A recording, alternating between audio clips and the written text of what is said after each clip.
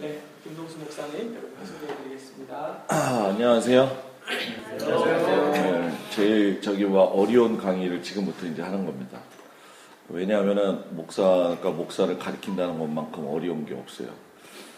저는 목회 초기에 좀 실패했어요. 왜냐하면은 내 고집이 좀 강해가지고 목회에 빨리 성공해야 된다. 그래가지고 진급이 3년이 늦었고, 그러다가 제천, 단양 이렇게 해가지고 강경까지 갔다가 서울의 갈보리 교회 이제 강만호 목사님 밑에서 지금 옮겨간 교회까지 이제 그 과정을 하고, 목사님이랑 성막 강의 거의 많이 했죠. 한 6년, 5년이니까.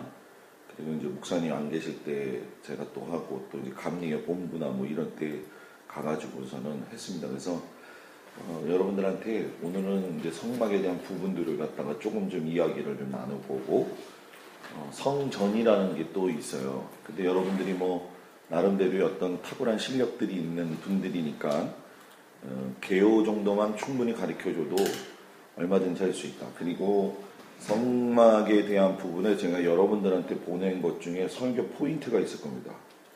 그 한글로 된 그 워드 문서로 된 거요. 그죠? 네. 그것이 여러분들한테 설교의 길잡이가 돼가지고 준비할 수 있는 어떤 핵심 포인트 1, 2, 3를 갖다가 만든 겁니다. 2달 전인가 그 인천 북지방 교육자들 모임이 있어서 갔어요. 그거를 꼭 해달라고 그래가지고 했는데, 거기는 교회 목사님들이 많은데 여기는 17개. 근데 모인 인원은 똑같아요 지금. 근데 성막 들어본 적 있어요? 안 들어봤죠? 내가 감리교 목사지만은 우리 갈보리 교회에서 성막을 세미나를 하면은 100명 오면은 감리교 목사님 1명 와요. 1명도 안 올 때도 있고.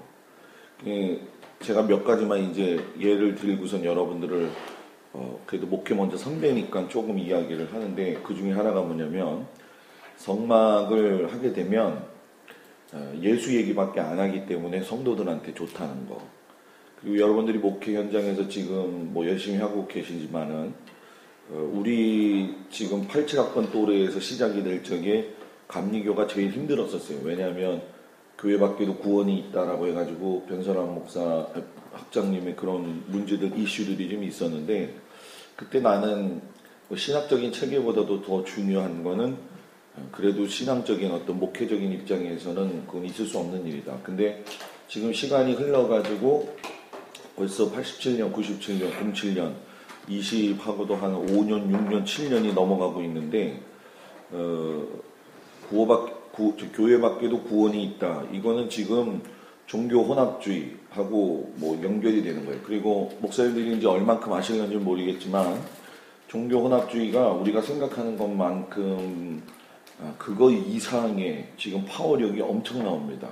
예를 들어서 우리나라에 지금 프란체스코 교황이 왔다 갔다라든가, 또 여러분들이 잘 알고 있는 뭐 신천지라든가 하는 것들, 이 신천지나 이런 쪽은 다 이단이고, 또 카톨릭도 다 이단인데, 이단이라고 하는 그 근거 제시를 성도들한테 해줘야 되거든요, 목사님들이. 그거를 못 해주게 될 경우에는 혼동이 와요. 그래서 우리 여기서 부흥회할 적에 내가 믿음에 대한 설교를 하면서 각 종교의 믿음관을 이야기를 했어요. 그리고 기독교는 종교가 아니다. 예수가 길이고 생명이다. 그거를 대단히 강조했어요. 그래서 목사님들이 그 부분에 대해서 조금 좀 노력을 좀 하셔가지고 자료들을 확보를 좀 하시면 좋겠다라고 하는 거. 물론 저는 있어요. 그런데 제가 이렇게 보니까 목사지만 저도 여러분들 목회할 때처럼 많은 자료들을 원해서 갔지만은, 일단은 개요에 대한 게 내 머릿속에 없으면은 자료가 있다고 해가지고 다 활용할 수 있는 게 아니더라고요. 그래서 그런 부분들은 아마 노력들을 하셔가지고 갖고 계셔야 될 거고, 제가 그 목회하면서 그 3년 진급 못하면서 참 어려웠지만 제가 이렇게 올 수 있었던 것 중에 한 가지가, 나는 목회 줄이 없어요. 우리 아버지도 장로고, 그것도 장로도 뭐 경건한 장로님이 아니시고, 이제 아주 어렵게 힘들게 장로님이 되셔가지고 은퇴하시고, 그렇다고 해서 우리 어머님이 뭐 여성교회 회장은 많이 했지만 그 중부연의 이종복 감독님 있잖아요, 그죠? 모르나요? 알죠? 그 교회 출신이에요, 제가.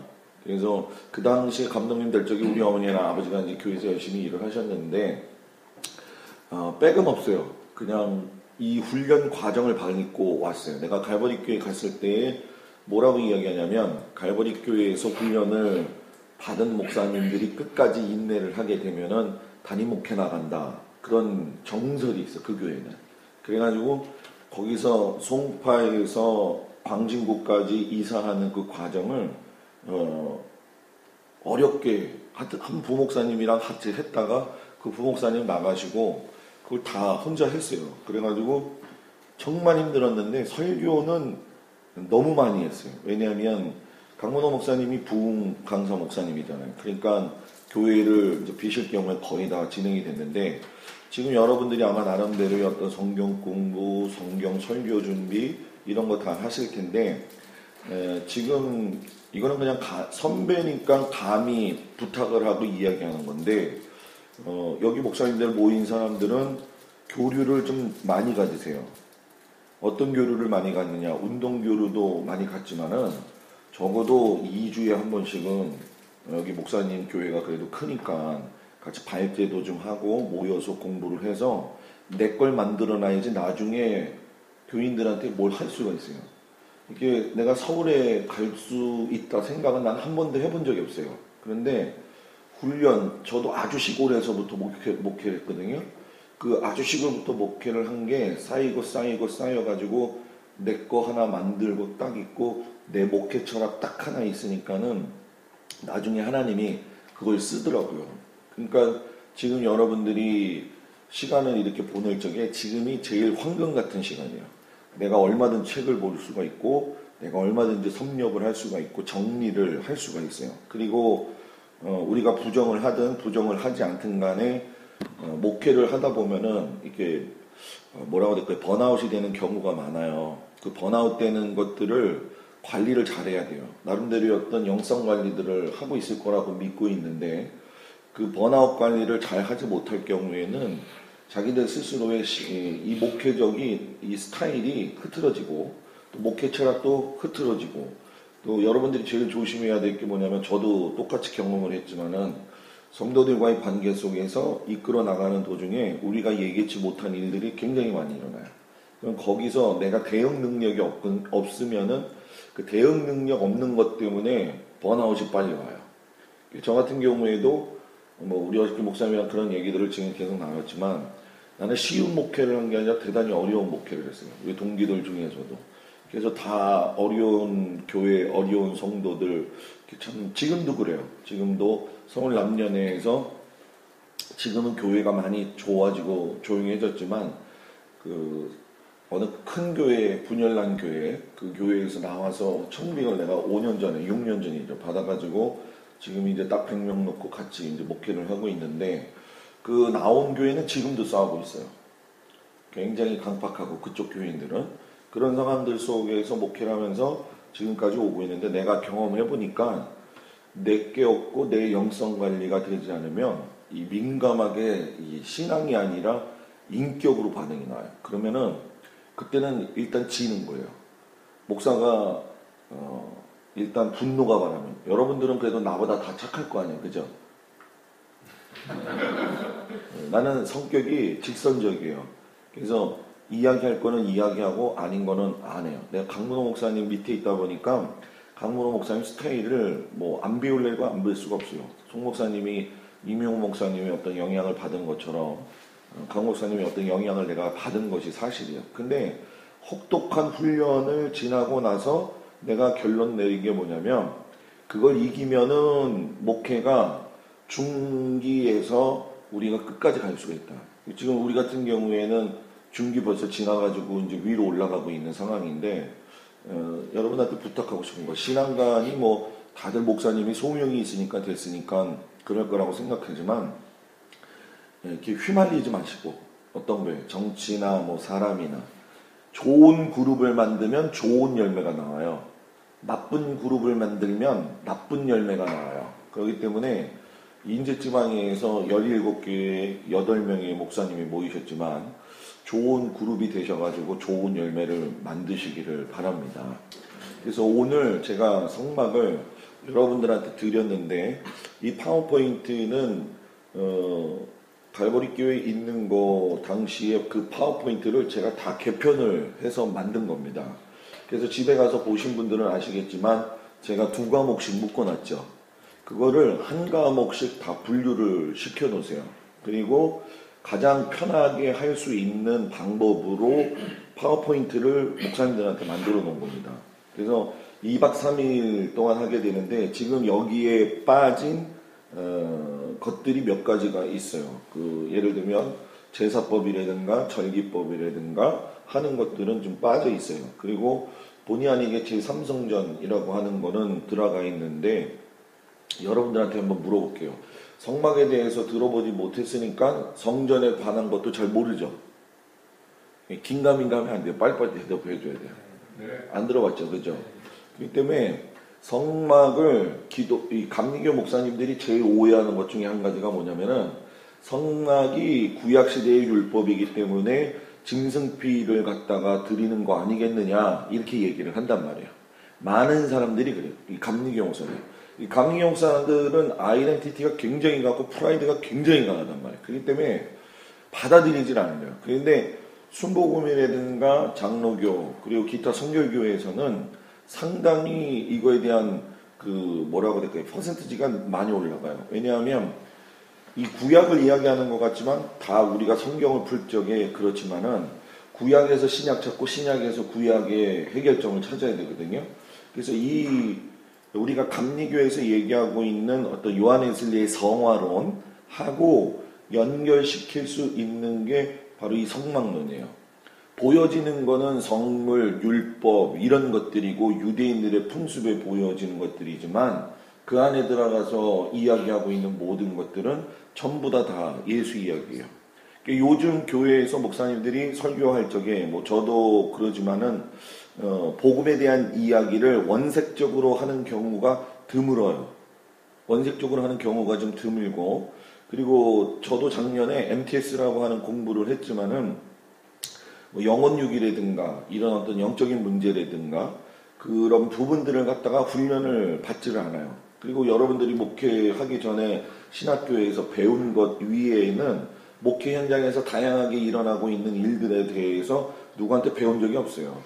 쉽게 얘기해가지고 목회 이런 게 힘들더라. 이런 거는 서로 지나가면서 한숨 섞인 얘기로는 해봤지만은 목회를 어떤 방향으로 하고 설교를 어떤 방향으로 하고 설교의 방향성을 갖다가 1년을 어떻게 잡고 가고 내가 올해 어떻게 성도들을 이끌고 갈 것인가 이런 부분이 없다는 거예요. 그래서 올해 목회가 어차피 시작이 됐으니까 여러분들의 목회가 지금 어떻게 가고 있는지는 제가 모르겠지만은 제가 그래도 여러분한테 도움을 드리고 싶은 거는 요 성막에 대해서 가장 중요한 키포인트를 가르쳐 드리고 그리고 봄 지나가지고 정말 따스해져가지고 눈의 영향 구애받지 않고 여러분들이 원한다고 한다면은 내가 한 번 더 와가지고서는 성전이랑 지금 강근호 목사님이 하고 있는 것 중에 한 가지가 뭐냐면은 마지막 때라고 해가지고서는 지금 이 시대에 돌아가고 있는 그 상황들에 대해서 쉽게 얘기하면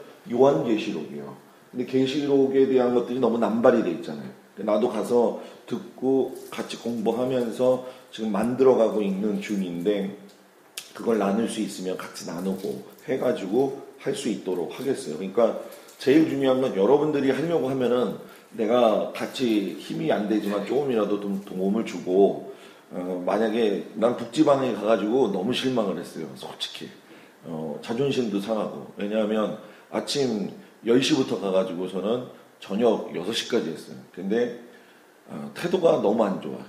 그 다음에 나한테 전화가 온 거예요. 거기 이제 목사님이, 교육부 총무님이 이렇게 하자고. 녹화가 되겠고 녹음이 되겠지만은 근데 전화 안 받았어 일부러. 그리고 와달라고 나중에 밤에 전화 왔는데 하자고 오자고. 오늘 요번 주간이 거기가 사경의 기간이거든. 나 안 간다고 그랬어요. 왜냐하면 목사는 내 것도 있어야 되고 어떨 때는 자존심도 있어야 돼요. 쓸데없는 고집 말고 자존심이 좀 있어야 되거든. 그래서 안 갔어요. 여기다가 내가 올인을 좀 하려고. 그러니까 지금 여러분들의 다양성이 어떤 상황인지 내가 좀 잘 모르니까 내가 가지고 있는 거에서 여러분들한테 이걸 나눠드린다는 거 꼭 기억하시고, 지금이 여러분들이 있는 교회가 여러분들이 끝까지 있을 교회가 아니에요. 그걸 분명히 명심하세요. 적어도 앞으로 3-4번 이상은 여러분들이 임지가 이동이 될 텐데, 이 임지 이동에 이 첫 번째 있고 두 번째 있는 교회가 여러분들의 목회를 갖다가 가늠해 놓는 중요한 곳이에요. 여기서 내가 어떻게 훈련하고 어떻게 준비하느냐에 따라 가지고 양 방향이나 하나님이 쓰는 방향이 달라져요. 나도 시골 아주 리 단위에서 시작이 됐어요. 그런데 이렇게 오더라고. 하나님이 백도 없고 뭐도 없고. 그런데 하나님 그렇게 가셔요. 그러니까 그걸 여러분들이 아시고 같이 기도하고 또 무슨 일이 있을 때마다 함께 같이 고민하고 기도하기를 간절히 여러분들한테 부탁을 좀 드립니다. 제가 여러분들한테 보내드린 것 중에 성막을 공부하는 이유가 있죠. 파워포인트. 예, 그걸 우리 한번 펴볼까요?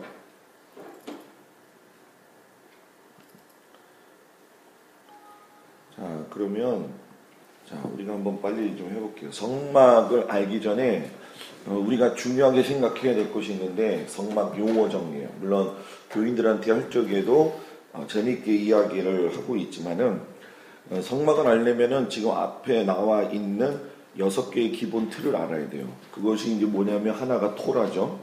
지금 구약에서는 아직 유대인들에게서는 토라만 인정이 됩니다. 그리고 구약 성경의 나머지 것까지는 인정이 되죠. 그런데 신약은 인정을 안 하고 있어요. 그리고 한 가지 다른 점이 있다고 한다면은, 우리는 성경을 여러 가지로 번역을 해가지고서는 다양하게 지금 받아들이고 있지만은, 이스라엘 백성들은 지금도 13살이 되면은 미츠 하르바라고 해가지고서는 성인식을 한단 말이에요. 그 성인식을 하기 전까지는 인생의 책임을 부모가 져요.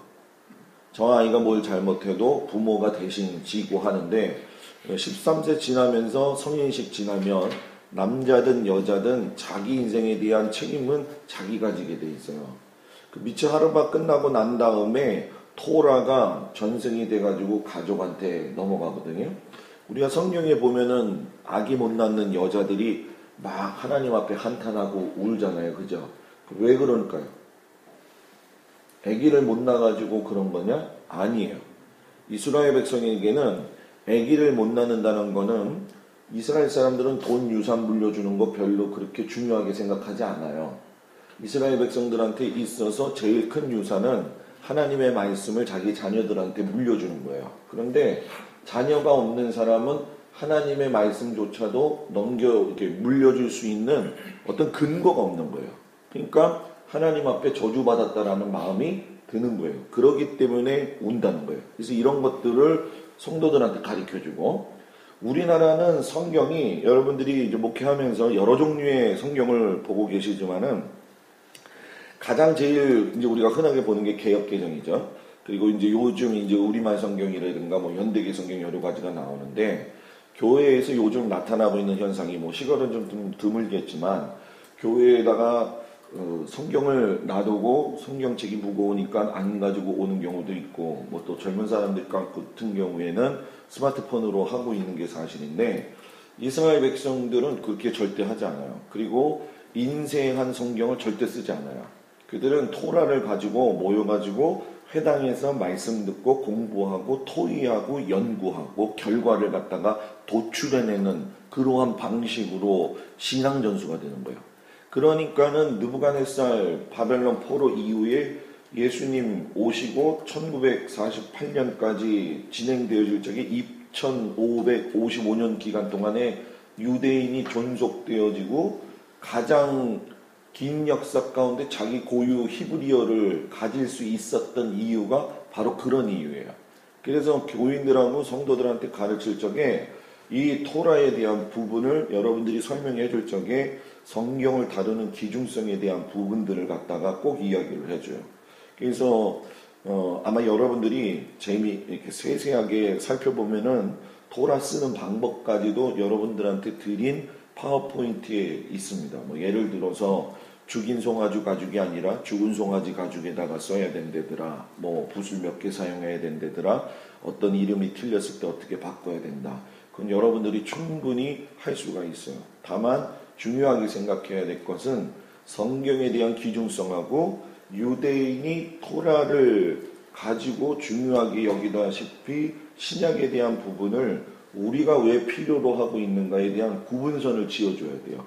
그러면은 예를 들면 이렇게 되는 거죠. 구약은 율법, 신약은 뭐예요?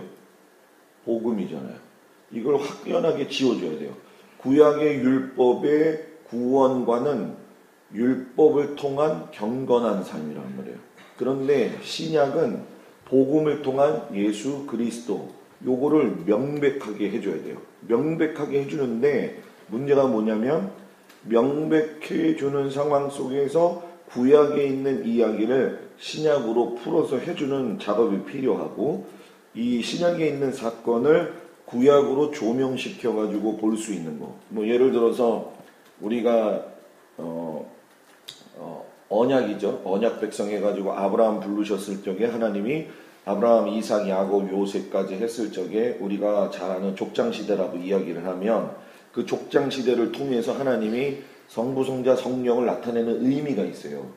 아브라함이 성부, 그 다음에 이삭이 성자, 그리고 야곱이 성령의 모델이 돼요. 그 모델이 되는 것들을 여러분들이 시간이 있을 때마다 그걸 끄집어내는 작업들이 필요하다. 그리고 그거를 재해석시켜서 성도들한테 가르칠 적에 무언가 좀 달라지는 일이 일어나겠죠. 근데 이제 우리의 한계점이 뭐냐면은 성도들이 어려워할 때가 있어요. 그죠? 그러니까 어려워할 때 이 단어를 갖다가 어떻게 구사할 것이냐, 이거에 대한 고민들도 많이 해야 될 거예요. 제가 지금 우리 심호하고 있는 교회에 5년 전에 갔을 적에는 설교를 대단히 내가 쉽게 했다고 생각을 해요. 우리 교인들이. 근데 지금 요즘에 이제 내가 사도행전을 1월 달부터 들어가게 됐는데 작년 설교가 참 어려웠다 이렇게 얘기를 해요. 근데 차이점이 뭐냐? 내가 혼자 곰곰이 생각을 해봤는데, 일단은 내적인 조건 중에 한 가지가 뭐냐면, 목사의 열정이 있어서 설교를 만드는 과정은 좋은데 같은 눈높이 선상에서 내가 준비하지 못한 게 좀 있다. 첫 번째. 그리고 두 번째는 뭐냐면, 내가 알고 있는 것만큼 우리 성도들이 성경에 박식하지 않다라고 하는 거예요. 그러면 작업이 필요하다는 거예요. 무슨 작업? 성경을 처음부터 가리키는 작업이 필요해요. 그런데 이거를 어른들이 힘들어해요. 나이가 먹었기 때문에. 그런데도 격려를 하되, 뭐 우리 신랑교회 같은 경우는 학생부들이 많더라고. 그러면 학생부 애들은 다른 거 없어. 그거부터 가리키는 거예요. 성경에 나와 있는 뭐 예를 들어서 성경이 읽어진 애 같은 경우에는 너무 어려워요. 아이들한테도.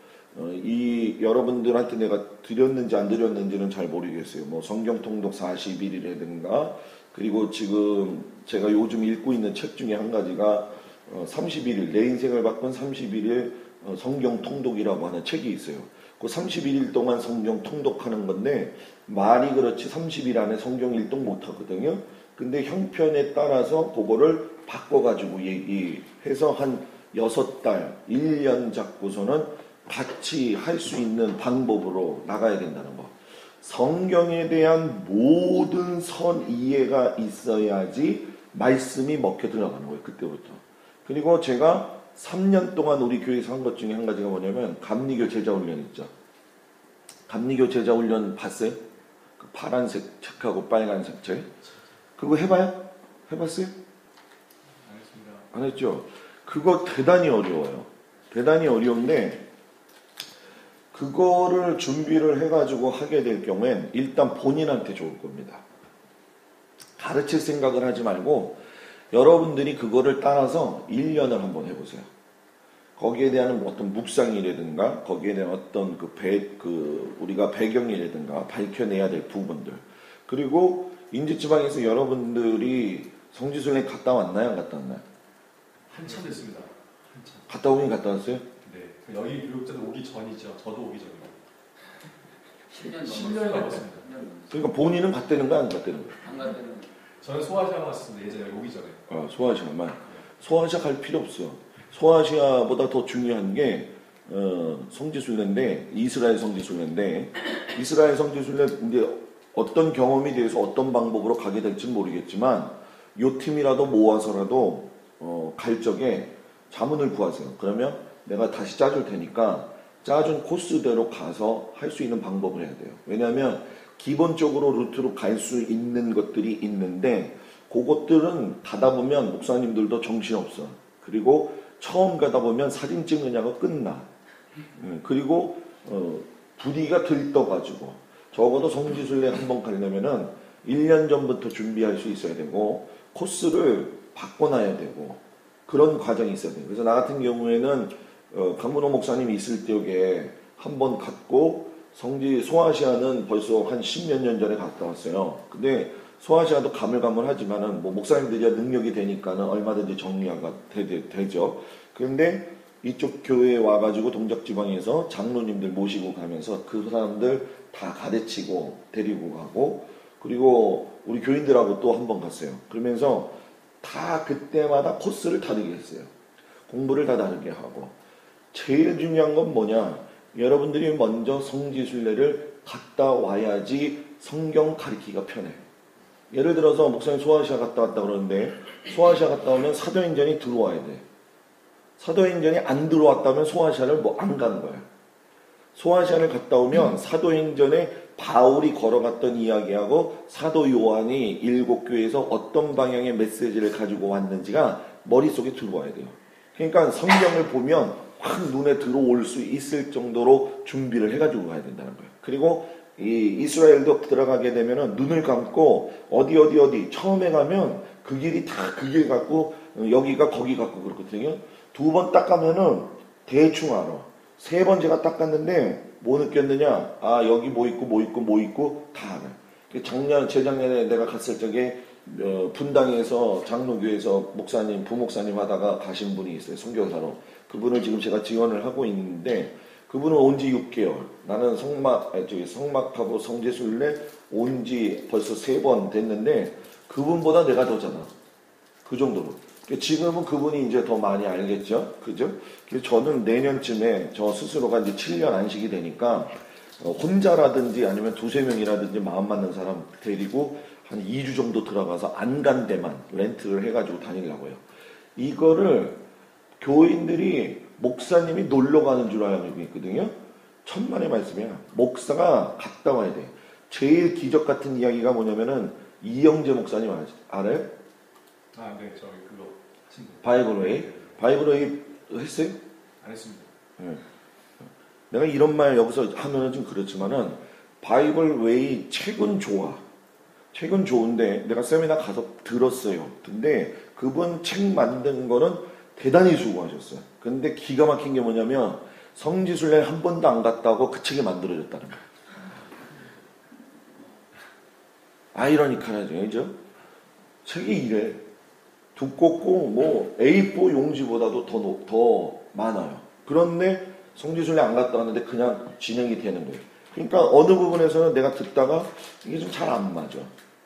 안 맞다 보니까는 내가 듣다가 어느 정도 개요하다가 그냥 에이, 안 들어도 상관없다. 이 정도까지 가더라고. 물론 그 목사님한테는 좀 미안한 얘기지만 나는 원래 그쪽에 관심이 많았던. 그러니까 성경에 대한 그 부분에만큼은 여러분들이 눈에 확연하게 들어올 수 있도록 세분화시키는 작업을 혼자 스스로 하라는 거예요. 그리고 나서 지방에서 안 가니까 주저앉지 말고 인제지방에서 갈 수 있는 머리를 쓰라고. 머리를 써야 돼. 진짜 안 갔다 오면 몰라. 여러분들 나는 이렇게 눈을 감으면 눈이 선해요. 어디에 뭐가 있고 예수님이 어떻게 일로 갔고 했다는 게. 목사님 그게 그렇게 중요한가요? 갔다 와서 본 사람하고 보지 못한 사람하고는 말하는 거 확신이 달라요. 그러니까 그거를 한번 여기 교회에서는 뭐 송대초 목사님이 그래도 제일 저기니까 송대초 목사님이 어떻게 이제 한 번 좀 해가지고 의시하시다들 좀 한번 해보세요. 그래서 너무 윗사람들 바라지 말고 교회마다 어렵겠지만 뭐 모아보세요. 모아보고 하는 데까지 해보고 뭐 얼마든지 지방이나 연애 쪽으로도 도움을 구할 수 있는 길이 열릴 수 있으니까 그렇게 해서 가가지고 하라는 거 꼭 그걸 부탁드리고 거기 가게 되면 이런 토라라든가 하는 것들을 다 알 수가 있는데 예를 들면 이제 미드라시 같은 경우죠. 미드라시에 대한 거는 들어본 적이 있어요, 얘기가? 안 들어봤어요? 목사님 어디서 들어봤어요? 대학원에서 대학원에서요? 대학원에서 어떤 거 하다가 들었어요? 구약 구약 공부할 적이요? 예. 어떤 분이? 아니 그 구약 그 역사하신 분이 누구죠? 그거 그냥 지나가는 걸로 얘기하시고요. 네.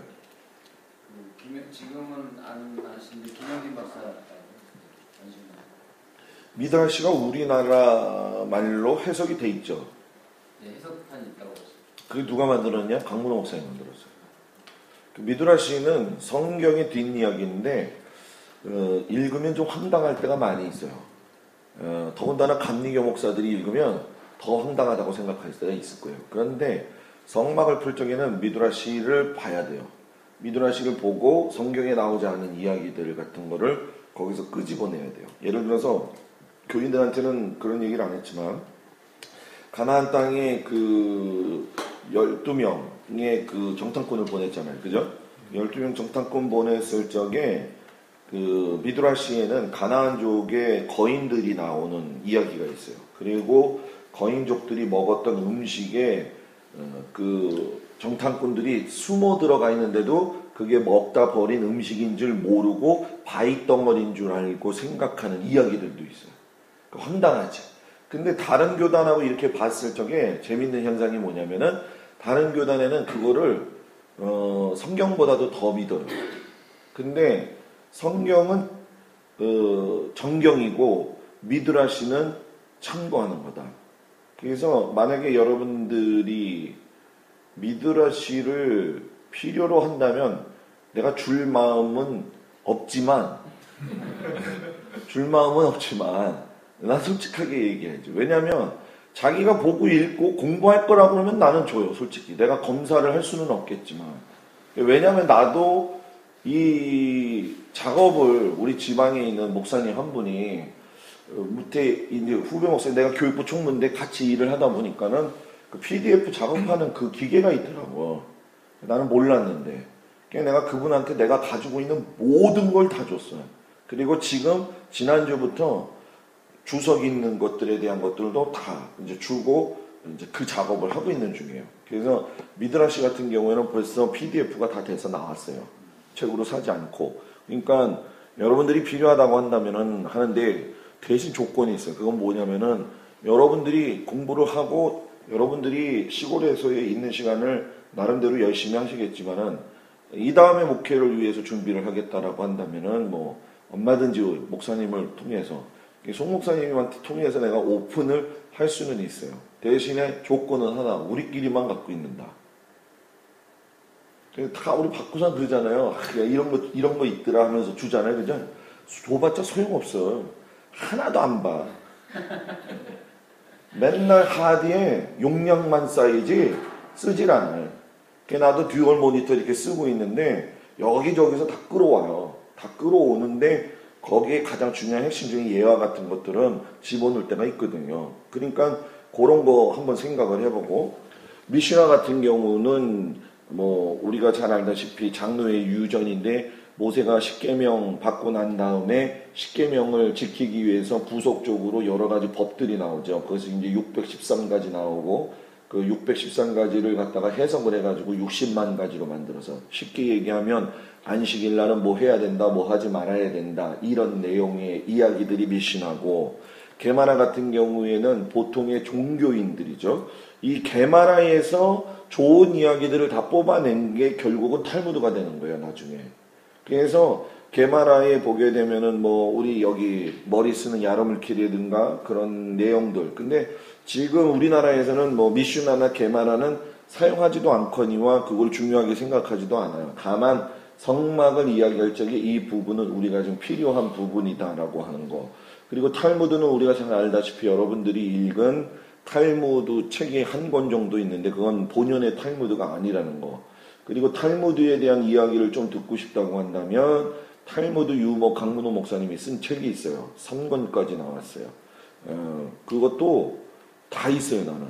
그러니까 하려고 하는 사람한테는 하겠는데 나는 이거를 다짐을 받아요. 왜냐하면 내가 보니까 만나보니까 진짜예요. 감리교 목사님들처럼 공부 안 하는 목사님들 없어요. 자기 머리만 믿고 그냥 설교 준비하고 그러는데 그러면 안 되거든요. 우리 강문 목사님이 어느 정도냐면은요, 그분은 머릿속에 수백 개, 수천 개의 설교가 있단 말이에요. 근데 자기 본인 스스로 그걸 매일 봐요.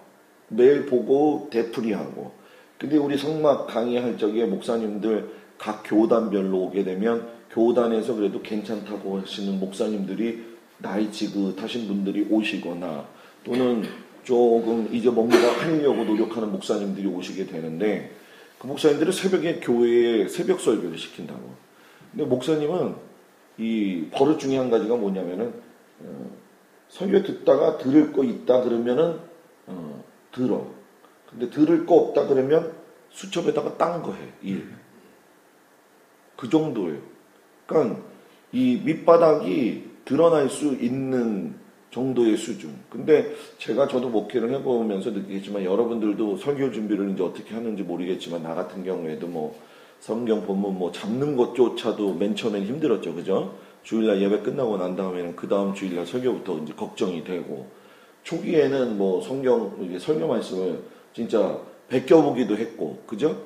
근데 묵상 훈련 많이 되고 그 다음에 자기 어떤 목회 철학이 맞아 들어가고 그렇다고 한다면 그래서 여러분들 가운데 서울에서 세미나를 하거나 뭐 할 적에 성경의 훈련에 대한 예를 들어서 생명회상 같은 경우 큐티를 하게 되는데 그 큐티 나오는 걸 보게 되면 그 목사님이 어떤 개인적인 것들이 상당히 많이 들어가 있는 경우가 있어요. 그래서 그거는 평신도들한테는 좋아요.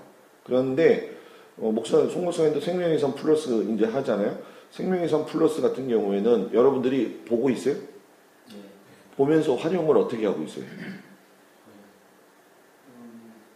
그냥 그 설명이 네.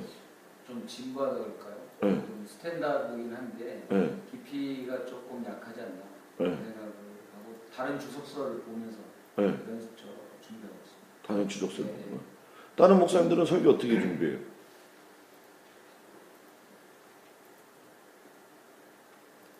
그냥 자유스럽게 얘기해요. 편안하게. 같은 목사끼리인데. 목사님은 어떻게 해요? 저는 이제 매일 성경 보고 있거든요. 매일 성경에 있는 생명상 플러스 같은 그런 책이 있어요.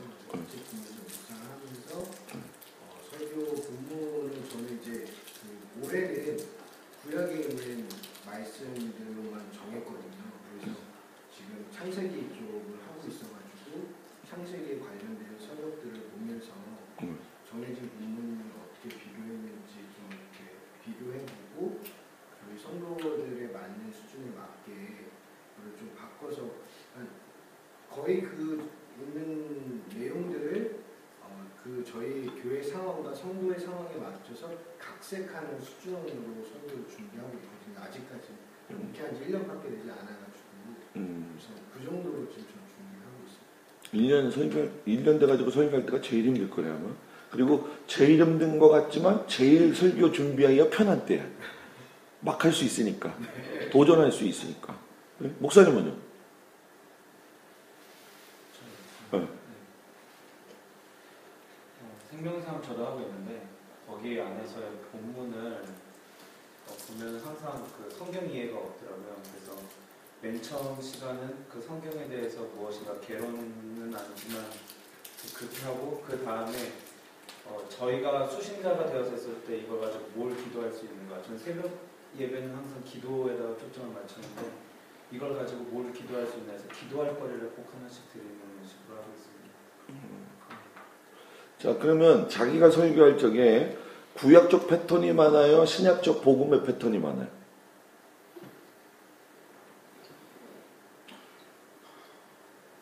본인들이 알 거 아니에요. 저는 오전 설교는 어쨌든 구약으로 하고요. 네. 오후 설교는 다 그냥 복음에 대한 설교만 하고 복음에 대한 설교할 적에 어떤 기본적인 틀이 있을 거예요. 자기께. 로마서 로마서 좀 어려워. 어려웠더라고요. 저 준비하는 저도 사실 좀 어렵고요. 이건 내가 목사님을 무시해서 그런 게 아니라 1년 차에서 로마서는 어려워요. 1년 차에서는. 목사님은요?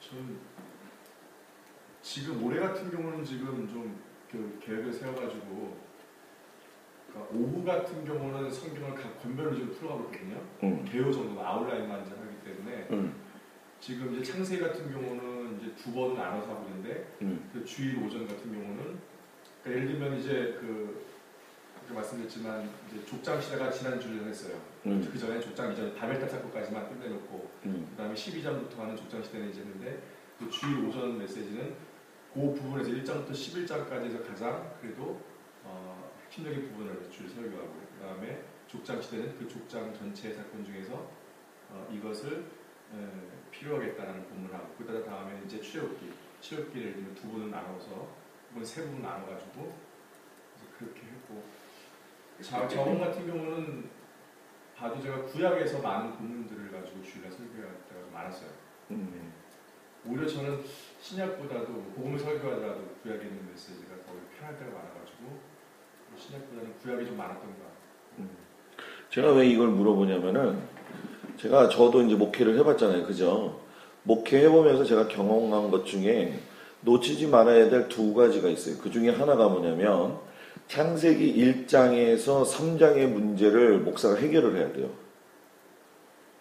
창세기 전체가 아니라 창세기 1장에서 3장의 문제를 해결을 해야 되고 그리고 사복음서를 갖다가 마테마가 누가하고 요한을 떨어뜨려가지고 마테마가 누가를 보면서 요한하고 창세기하고 1장, 2장, 3장하고를 요거를 여러분들이 집중적으로 판 다음에 나머지를 해야 돼요. 요게 해결이 안 되고 선의가 없으면은 예를 들어서 문제 목사님들이 교인들을 위해서 책별로 해가지고서는 어떤 뭐라고 해야 될까요? 그 선의라든가 객관 정리 있잖아요. 이거는 목사님들이 기본적으로 들어가 있어야 돼요. 이거 레퍼토리는 눈만 감아도 나오게 해야 돼요. 그리고 그 핵심 사상에 대한 부분들은 여러분들이 그걸 얼마든지 할 수 있도록. 그래서 저 같은 경우에는 성경이 읽어지네도 이해의 실사모가 하는 게 또 있고 감리교 목사님들이 이렇게 자체적으로 만든 게 또 있어요. 그래서 그것도 또 해봤고 성경이 읽어지네 해가지고선 기본적인 베이직도 실상은 평신도들한테 굉장히 어려워요. 그렇기 때문에 그 선의를 하나님의 구원 계획 안에다가 딱 고정을 시키고 난 다음에 복음서하고 창세기의 문제가 해결이 돼야 돼. 본인이 알아야 돼. 창세기 1장부터 3장까지의 해결을 내가 못 보면 복음에 대한 선의의 얘기를 할 수가 없어요. 왜냐하면 천지창조 얘기를 하고 우리는 하나님 얘기를 하는 거란 말이에요. 근데 하나님이 일반 잡신이 아니라는 거예요. 그 하나님에 대한 유대인의 신앙이 내 개인의 신앙으로서 목사가 그거에 대한 분명히 깨달음이 있어질 적에 그 해결점이 예수님을 조명할 수가 있고 예수님이 뭘 얘기하는지. 그래서 구약 성경을 설교하는 빈도수보다도 더 중요한 게 신약 설교예요. 그리고 로마서 같은 경우에는 목회하고 나도 한참 있다가 했어요. 왜냐하면 자신이 있고 없고가 아니라 들어가면 들어갈수록 어려워. 그리고 단어를 바꾸어 간다는 과정이 너무 어려워요. 근데 구약 설교를 하는 것이 쉬운 이유가 뭐냐면은 일단은 그 줄거리가 이야기식으로 되어 있는 게 상당히 많이 있기 때문에. 그리고 이제 여러분들이 나름대로 어떤 주석을 많이 볼 거라고 지금 생각을 하게 될 텐데 지금 제일 시중에서 주석 중에서 여러분들이 선호하는 주석이 뭐예요? WBC. 그리고 또요? 100주년 기념관 거. 그리고 또요? 그랜드 주석이요. 내가 사용해 보니까 주석 중에 그래도 우리가 지금 적용을 좀 많이 할 수 있는 게 뭐냐면은 카리스라고 하는 주석하고 프리처스는 우리 목사님들이 하기에 편해요. 프리처스 같은 거는 말 그대로 설교였던 1, 2, 3, 4 데이지가 나와서 이게 바르게 설교 준비할 수 있는 틀을 잡아주는 거고 그리고 지금 두란노에서 보게 되면 하우라는 주석이 있어요. 그 하우 주석도 솔직히 보면 좀 어려워요. 근데 제일 중요한 건 뭐냐면은 그거를 과정화시켜서 보일 적에 정말 제일 중요한 거는 기본적인 교리에 대한, 우리는 감리교잖아요. 감리교에 대한 그 토대 안에서 벗어나지 않으려고 한다고 한다면은 좀 돈을 들이더라도 여러분들이 디럭스 바이블이라고 하는 거 있죠. 디럭스 바이블 구매했어요? 없습니다. 없죠. 그래요. 비싸서 그래요. 근데 돈이 들더라도 교회에서 어떻게든 해가지고 그걸 구매를 하세요. 그러면 거기에 여러 가지들이 있을 거고, 그리고 제가 만약에 이제 지금 이제 그 작업을 들어갔는데 그런 것들이 이제 도움이 된다고 한다면 이제 나중에 우리가 같이 좋은 관계가 돼서 연결이 되면 그걸 하는 게 이제 이제 나눠서 같이 공유하는 게 중요한 거고, 정말 제가 설교하면서 느끼는 것 중에 한 가지가 여러분들이 설교한 것만큼 거기에 대한 열매가 나오려고 한다면 제일 중요한 건 목회자 자신인 것 같아요. 목회자 자신. 목회자 자신이 자기가 소명을 받은 거하고 목회에서 부딪히는 현상을 이걸 어떻게 소화시키는 훈련이 있느냐. 이거를. 나도 내가 목사지만 복음 전한다고 했지만은 실질적으로 목회 현장에서 너무 힘들어가지고 나도 4번인가 3번인가 목회를 안 하려고 했거든요. 이 귀찮아. 교인들 보는 것도 힘들 때가 있고. 그럼 그거 영성 관리 어떻게 하고 있느냐. 그거 준비. 그거에 됐을 적에 이제 성경이 이제 복음서를 보기 시작을 하면은 그 부분에 대한 것들이 조금씩 나올 거예요. 그리고 주석을 많이 참조하실 거라고 생각이 되지만 주석을 참조하기 이전에 제일 중요한 것 중에 한 가지가 뭐냐면 남의 설교한 것들을 보세요. 그리고 남의 설교하는 걸 보라는 게 무슨 얘기냐면은 유명한 목사님의 설교도 중요하겠지만 같은 지방 내에 있는 목사님 설교 원고를 같이 볼 수 있다면 보세요. 쉽게 얘기해서 여기 모여있는 사람들이 설교의 원고를 있잖아요. 일주일에 한 달의 설교 내용 패턴을 요 그룹이 똑같이 공유를 하는 거예요. 그러니까 이번 주 설교를 여기 교회에 있는 사람들이 다 똑같이 쓰는 거예요. 그러면 한 본문을 가지고 원고가 8개가 나올 거 아니에요. 그죠? 그러면 그거를 다 돌리는 거예요. 돌리고 모르는 부분들이 나와요. 관점이 새로 나오는 부분들이 있고 그걸 발견해가지고 서로 도움을 주면서 가면은 상당히 좋다. 이건 내가 창피해요 목사님. 그게 아니라 그 사람의 기질, 그 사람이 가지고 있는 영적인 어떤 깊이 이런 것들이 다 나오거든요. 이 본문을 이렇게도 설교하네 라고 해가지고서는 교류할 수 있는 게 많아요. 그리고 목회 1년 하신 분들 같은 경우에는 벌써 몇 년 앞서서 가는 사람들에 대한 어떤 노하우가 아니라 그 성경을 바라보는 관점이 아무래도 조금은 뭐예요? 다 달라요. 나 같은 경우에도 목회를 할 적에 멘토 목사가 있었어요. 지금도 북지방에 이제 석상호 목사님이라든가 목사님 몇 사람을 멘토로 정했는데 예를 들면 여러분들이 설교하는 것뿐만이 아니라 영적인 문제 있잖아요. 그죠? 영적인 문제들 다루는 거, 뭐 귀신 축사하는 문제라든가 이런 것들은 경험을 하지 않으면 내가 나중에 그걸 할 수가 없어요. 그렇기 때문에 그걸 올바른 길로 성경적으로 제시할 수 있는 것을 빨리 습득을 할 수 있는 통로들을 자기들이 빨리 만들어야 돼. 설교는 그냥 말만 하는 게 아니라 사람 영혼 다루는 거기 때문에. 무슨 얘기 이해가 되시죠? 그래서 한번 목사님 그거 해보는 것도 되게 좋을 거예요. 그리고 생명의 삶 플러스를 지금 많이 하고 계시는데 생명의 삶 플러스도 결국은 자기 거로 만드는 과정이 필요합니다. 그래서 지금 창세기 하고 있고 출애굽기 하고 있고 그러는데 나 같은 경우에는 출애굽기를 재작년에 2년에 걸쳐 가지고서는 완성을 했어요. 그게 하나님 나라 백성 만들기 이야기잖아요. 근데 이렇게 막 여러 가지 본문을 가지고 하고 복음서 쪽에서도 어디서 하다가 내가 이 나이 정도 됐으니까 이제는 한쪽으로 파가지고 해봐야 되겠다. 그래서 작년에 재작년이죠. 한 4년 전, 3년 전에 출애굽기를 다 했고 작년에 가장 교인들의 기본적인 믿음 또 우리 교인들도 그래요. 목사님 믿음 설교만 맨날 듣는데 믿음 설교 8편 나와. 파고 들어가면. 부르심 소명이 뭐냐? 그리스도인이 뭐냐? 하나님의 자녀가 뭐냐? 설교하면은 11번까지도 가요. 새신자 양육하는 시스템의 설교를 교인들한테 해더라도 11주, 12주가 되더라고. 근데 문제는 뭐냐면 그걸 다 알지 못해. 다 알지 못해요. 그래서 그거를 계속 리바이벌 하는데 작년에 투자를 했는데도 지금도 잘 모를 때가 있다는 거예요.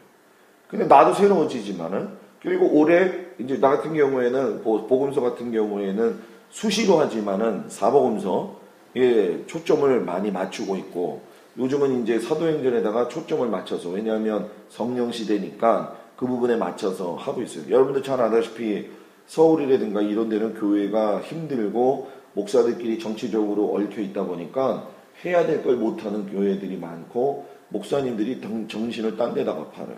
그런 데다가 미안한데 신경 쓰지 마세요. 그리고 학교 출신 이런 거 신경 쓰지 말고, 이거 나중에 가잖아요. 다 필요 없어요. 내가 목회해보니까 물론 여러분들 가운데 이제 뭐 여러 가지 생각이 있고 뭐 이제 절차도 밟고 이런 관계 속에서 올라갈 때까지 이런 어떤 과정들이 있어야 되겠지만은, 내가 이렇게 해보니까 나 같은 경우에는 그거 할 시간이 없어요. 내 목회하기도 바쁘고 설교 준비하기도 솔직히 바빠. 그거 하기도 바쁘고 또 교인들을 관리해서 가는 것도 상당히 바쁘고, 교인들 갑자기 일 빵빵 터져봐요. 그 대처 능력을 많이 경험해 보지 못하면 목회가 힘들어요. 그럼 그거를 할 수 있도록 자기 영성 쌓기를 제가 좀 선배된 입장에서 여러분들한테 어드바이스 하면서 이제 얘기를 한 겁니다. 자, 이제 보면은 제가 빨리빨리 넘어갈게요. 성막 공부하는 이유인데, 여러분들 이 그림은 최근에 제가 여러분 발견한 그림 중에 제가 제일 좋아하는 그림이에요. 여기서 보게 되면 앞에 문에서부터 시작이 되죠. 그리고 이제 연기 나는 곳이 번제단이고, 그 다음에 물두멍, 그 다음에 이제 성소가 되어지고 휘장 덮고 하는 내용들이 있습니다. 그 앞에는 여러분들이 잘 알고 있는 이제 대제사장의 모습이죠. 이거를 갖다가 성화론으로 편다고 한다면 똑같습니다. 지금 단적으로 쉽게 얘기를 하면, 문에서 예수 믿고 번제단에서 죄 버리고 물두멍에서 성령 받고, 성령 받은 사람이 성소 안에 들어가서 등대의 빛을 감당하는 거고, 그 다음에 성령 받은 사람이 말씀 생활도 충만하게 할 수 있고 기도도 깊어지는 거고, 그래야지 하나님 만난다, 이 사이즈. 근데 이 그림에서 한 가지 지금 틀린 그림이 있어요. 여러분들은 알겠어요? 등대하고 떡상의 위치가 바뀌어 있어요. 그림은 제일 멋있게 잘 그려놨는데 요 부분이 잘못되어져 있어요. 그래서 요거를 항상 여러분들이 알고 계시고, 요거는 또 다른 그림이죠. 제가 좋아하는 그림 중에 한 가지인데, 항상 부연 설명을 하지만 여러분들한테 제가 나누어 드린데 보면은 이 성막을 할 적에 3가지를 잘 가르쳐 줘야 돼요. 그 중에 하나가 뭐냐면은, 안수할 적에 안수 누가 하느냐, 죄인이 하느냐, 제사장이 하느냐. 누가 하죠? 제사장이 할까요? 죄인이 할까요? 그렇죠. 목사님들 중에 이거 모르는 사람 많아요. 왜 죄인이 하죠? 전가. 거기서 중요한 거, 전가할 적에, 안수할 적에 안수한 동물은 제물이 되는 거고, 안수하지 않은 제물이 뭐예요? 아니라는 거. 그거를 가르쳐 줘야 되고, 소양, 염소, 비둘기, 흠 없는 거, 술컷이라는 거 가르쳐 줘야 되고, 그리고 또 한 가지가 뭐냐면, 제사장이 들어갔을 적에 금방울 소리 나지 않으면 죽었다는 얘기 많이 들었죠. 금방울은 그런 데 쓰는 게 아니다. 대제사장이 1년에 대속제일에 한 번 들어갔다가 4번 방문한다. 아마 여러분들한테 다 파워포인트에 써 있을 거예요. 제일 성막에서 강조하는 것 중에 확실히 대비되는 게 뭐냐면, 구약의 짐승 제사는 피 흘림이잖아요. 신약의 예수님의 죽음도 피 흘림이라는 거예요. 그러면 구약 성경도 피, 신약 성경도 피. 그런데 여긴 짐승 피, 여기는 예수 피. 이걸 확실하게 구분을 해주고, 구약과 성경을 합하면 결국 피 이야기다. 피는 누군가 죽어야지 산다는 얘기고, 피가 죽음으로 인해서 희생이 있고, 거기서 뭐예요? 예수님의 보혈의 역사가 일어난다는 거를 분명히 가르쳐줘야 돼요. 성막에서. 그리고 제사장이 들어가서 딸랑딸랑 소리가 난다는 건 성경에 근거가 없어요. 미드라시에 보게 되면은 다 나오고, 성경 출애굽기, 레위기, 민수기, 신명기 보게 되면은 다 나오게 됩니다. 금방울 입고 들어가지 않고 하얀 세마포 입고 들어간다. 금방울은 성소 안에서만, 그러니까 성소, 지성소 지금 구분 다 되죠? 성소 안에서 일을 할 적에 하는 거예요. 그래서 이제 여러분들한테 준 그거에 보면 아주 상세하게 나와 있어요. 딸랑딸랑 소리가 날 적에 하나님 내가 일하고 있어요. 백성들한테는 내가 너희들을 위해서 일을 하고 있다. 사탄한테는 내가 일하고 있으니까 너희들 방해하지 말아라. 나는 내가 열심히 지금 주님 앞에 일하고 있습니다. 금방울 소리는 그런 의미의 의미거든요. 근데 그거를 잘못 가르쳤단 말이에요. 그래서 대제사장이 대속죄일날 들어가는 건 한 번 들어가지만 4번 왔다 갔다 했다고 그러잖아요. 우리가 여기 지금 신남교회 들어왔잖아요. 여기 교육관 들어왔잖아요. 목양실 들어가잖아요. 화장실 가잖아요. 그죠? 한 번 들어왔지만 여러 번 여기서 왔다 갔다 하는 것처럼 대속죄일날에 대한 개념을 확실하게 알아야 돼요. 대속죄일이 절기 가운데 제일 중요한 거고, 여호와의 절기가 7절기잖아요. 그죠? 이 절기를 가르칠 적에 절기가 사람이 만든 절기가 아니라 하나님이 만든 절기라고 하는 거를 6월절부터 시작을 해가지고 나머지까지 상세하게 설명을 해줄 수가 있어야 되는데, 여러분들의 나눠주고에 절기가 들어가 있나요? 안 들어가 있나요? 안 들어가 있나요? 이 절기를 나눠드릴 테니까 이 절기를 사용을 하시되, 제일 중요한 거는 이 절기를 가르칠 적에 절기하고 제사법 나오면 막 힘들어요. 절기 중에서 제일 중요한 게 뭐냐면 1년을 순환해서 갈 적에 이스라엘 백성들이 제일 중요한 게 여기는 건 대속죄일이란 말이에요. 근데 대속죄일은 결국 무슨 죄를 해결하기 위한 거죠? 이스라엘이라고 이야기하지만 큰 틀의 통을 가지고 눈을 보게 된다면 대속죄일은 이스라엘 백성들의 원죄에 대한 거, 1년 동안 죄 지은 걸 갖다가 사해주는 상황들이에요. 그러면 성막에 제물을 드리러, 제사를 드리러 오는 사람들이 있을 거 아니에요. 평일날에도. 그거는 자범죄에 대한 부분이고, 대속죄일은 대제사장이 대속죄일날 지성소에 들어가가지고 하나님하고 먼저 자기 죄 해결하고 나와서 백성의 죄를 해결하는 거란 말이에요. 그러니까 대속죄일은 날짜로 성경에 보게 되면 7월 1일이 나팔절이고 7월 10일이 대속죄일이 되는 거거든요.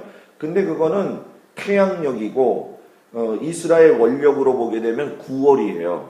9월 달부터 그게 시작이 돼요. 그래서 9월 달 한 달 내내는 나팔절, 대속죄일, 초막절이 다 들어가 있어요. 그렇기 때문에 전 세계에서 이스라엘도 다 들어가요. 근데 중요한 거, 대속죄일에 원죄에 대한 문제가 해결이 되지만 그 다음 해가 되면 대속죄일날 또 들어가야 된다는 거예요. 자, 그럼 여기서 우리가 발견해야 되는 게 뭐냐면, 대속죄일의 죽음은 유효기간이 뭐예요? 1년이라는 거예요. 그리고 예수 그리스도의 복음의 유효기간은 영원하다. 이걸 정확하게 가르쳐줘야 돼요. 그리고 절기를 제가 나눠드리면 6월절에서 어린 양이 죽어가는 모습 속에서의 예수의 죽어가는 모습이 그대로 나와요. 무교절 때 무교병 먹으면서 예수님과 고난에 동참하는 거 그대로 나와요. 그리고 초실절 때 예수님 부활하는 거 그대로 나와요. 여기서 한 가지 팁. 초실절은 첫 열매잖아요. 이스라엘에서 첫 열매, 여러분들 뭐 이야기하지만 살구꽃이라고 이야기를 하지만 살구꽃은 우리나라 어원이고 아몬드입니다. 아몬드 꽃의 열매. 그래서 초실절은 잠자는 자들의 첫 열매가 된 예수님을 이야기하는 거고, 그 초실절 지나고 나서 그 주간을 해가지고서는 7주 지난 7, 7이 49, 50일째 되는 안식일이 뭐예요? 우리가 잘 알고 있는 무슨 주일? 오순절.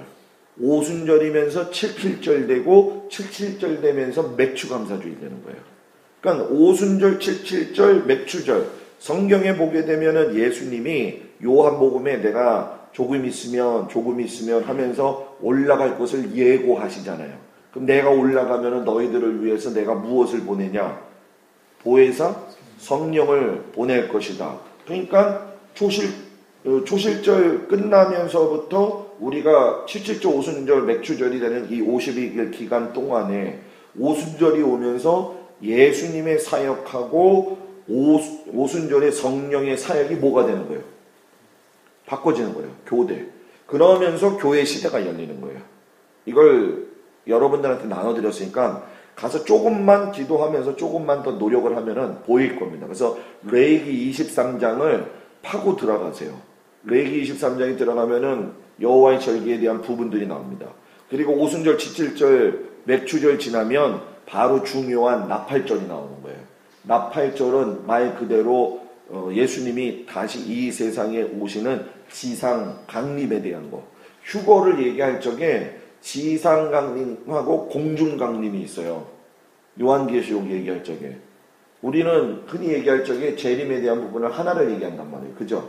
그런데 예수님이 공중에 강림하셔가지고서는 믿는 자들과 무덤에 있는 자들, 택한 자들을 데리고 올라가는 게 공중 강림이에요.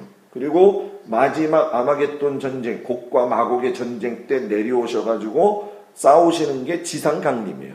그거 끝나고 천년왕국 되는 거거든요. 그리고 그 앞에 있는 휴거 공중 강림은 지금 휴거 전이냐 휴거 후냐 그건 명백하게 나와 있지 않아요. 그런데 분명한 거는 어느 시점이 될 거냐라고 하는 거는 많은 사람들이 이야기를 하고 있지만 적어도 우리 목사들은 여러 가지 데이터 분석을 하고 했을 때에 지금 여기다가 여러분들한테는 드리지 않았어요. 제3성전을 드리긴 드렸는데 제3성전은 오늘 못할 거예요 아마. 왜냐하면 제3성전까지는 여러분들이 지금 선이해가 되어져 있지 않기 때문에 안 될 거고 성막에서만 우리가 단지 절기로만 이야기한다고 한다면 유대인들 가운데에 예수 믿는 유대인들이 있어요. 메시아닉 유대인들인데 한국에서 지금 잘못 생각하고 있는 게 뭐냐면은 메시아닉 유대인이라고 해가지고서는 예수를 인정을 하지만 그 사람들이 우리를 다 인정하는 건 아니라는 거예요. 무슨 얘기인지 알죠? 유대인이지만 예수를 믿지만 예수 믿는다고 해서 이방인인 내가 예수를 믿는다고 그 사람이 나를 갖다가 인정하는 건 아니라는 거예요. 613가지가 바뀌고 60만 가지가 바뀌고 난 다음에 메시아닉 주들이 예수님을 영접해서 메시아로 받아들이고 난 다음에 613개의 모든 것들을 지켜야 될 것 말아야 될 것 다 걸러내니까는 40개 정도가 나와. 하지 말아야 될 거 하죠. 이거는 무슨 일이 있어도 지켜야 된다. 메시아닉주 유대인들도. 그러니까 선민사상이 그대로 남아있어요.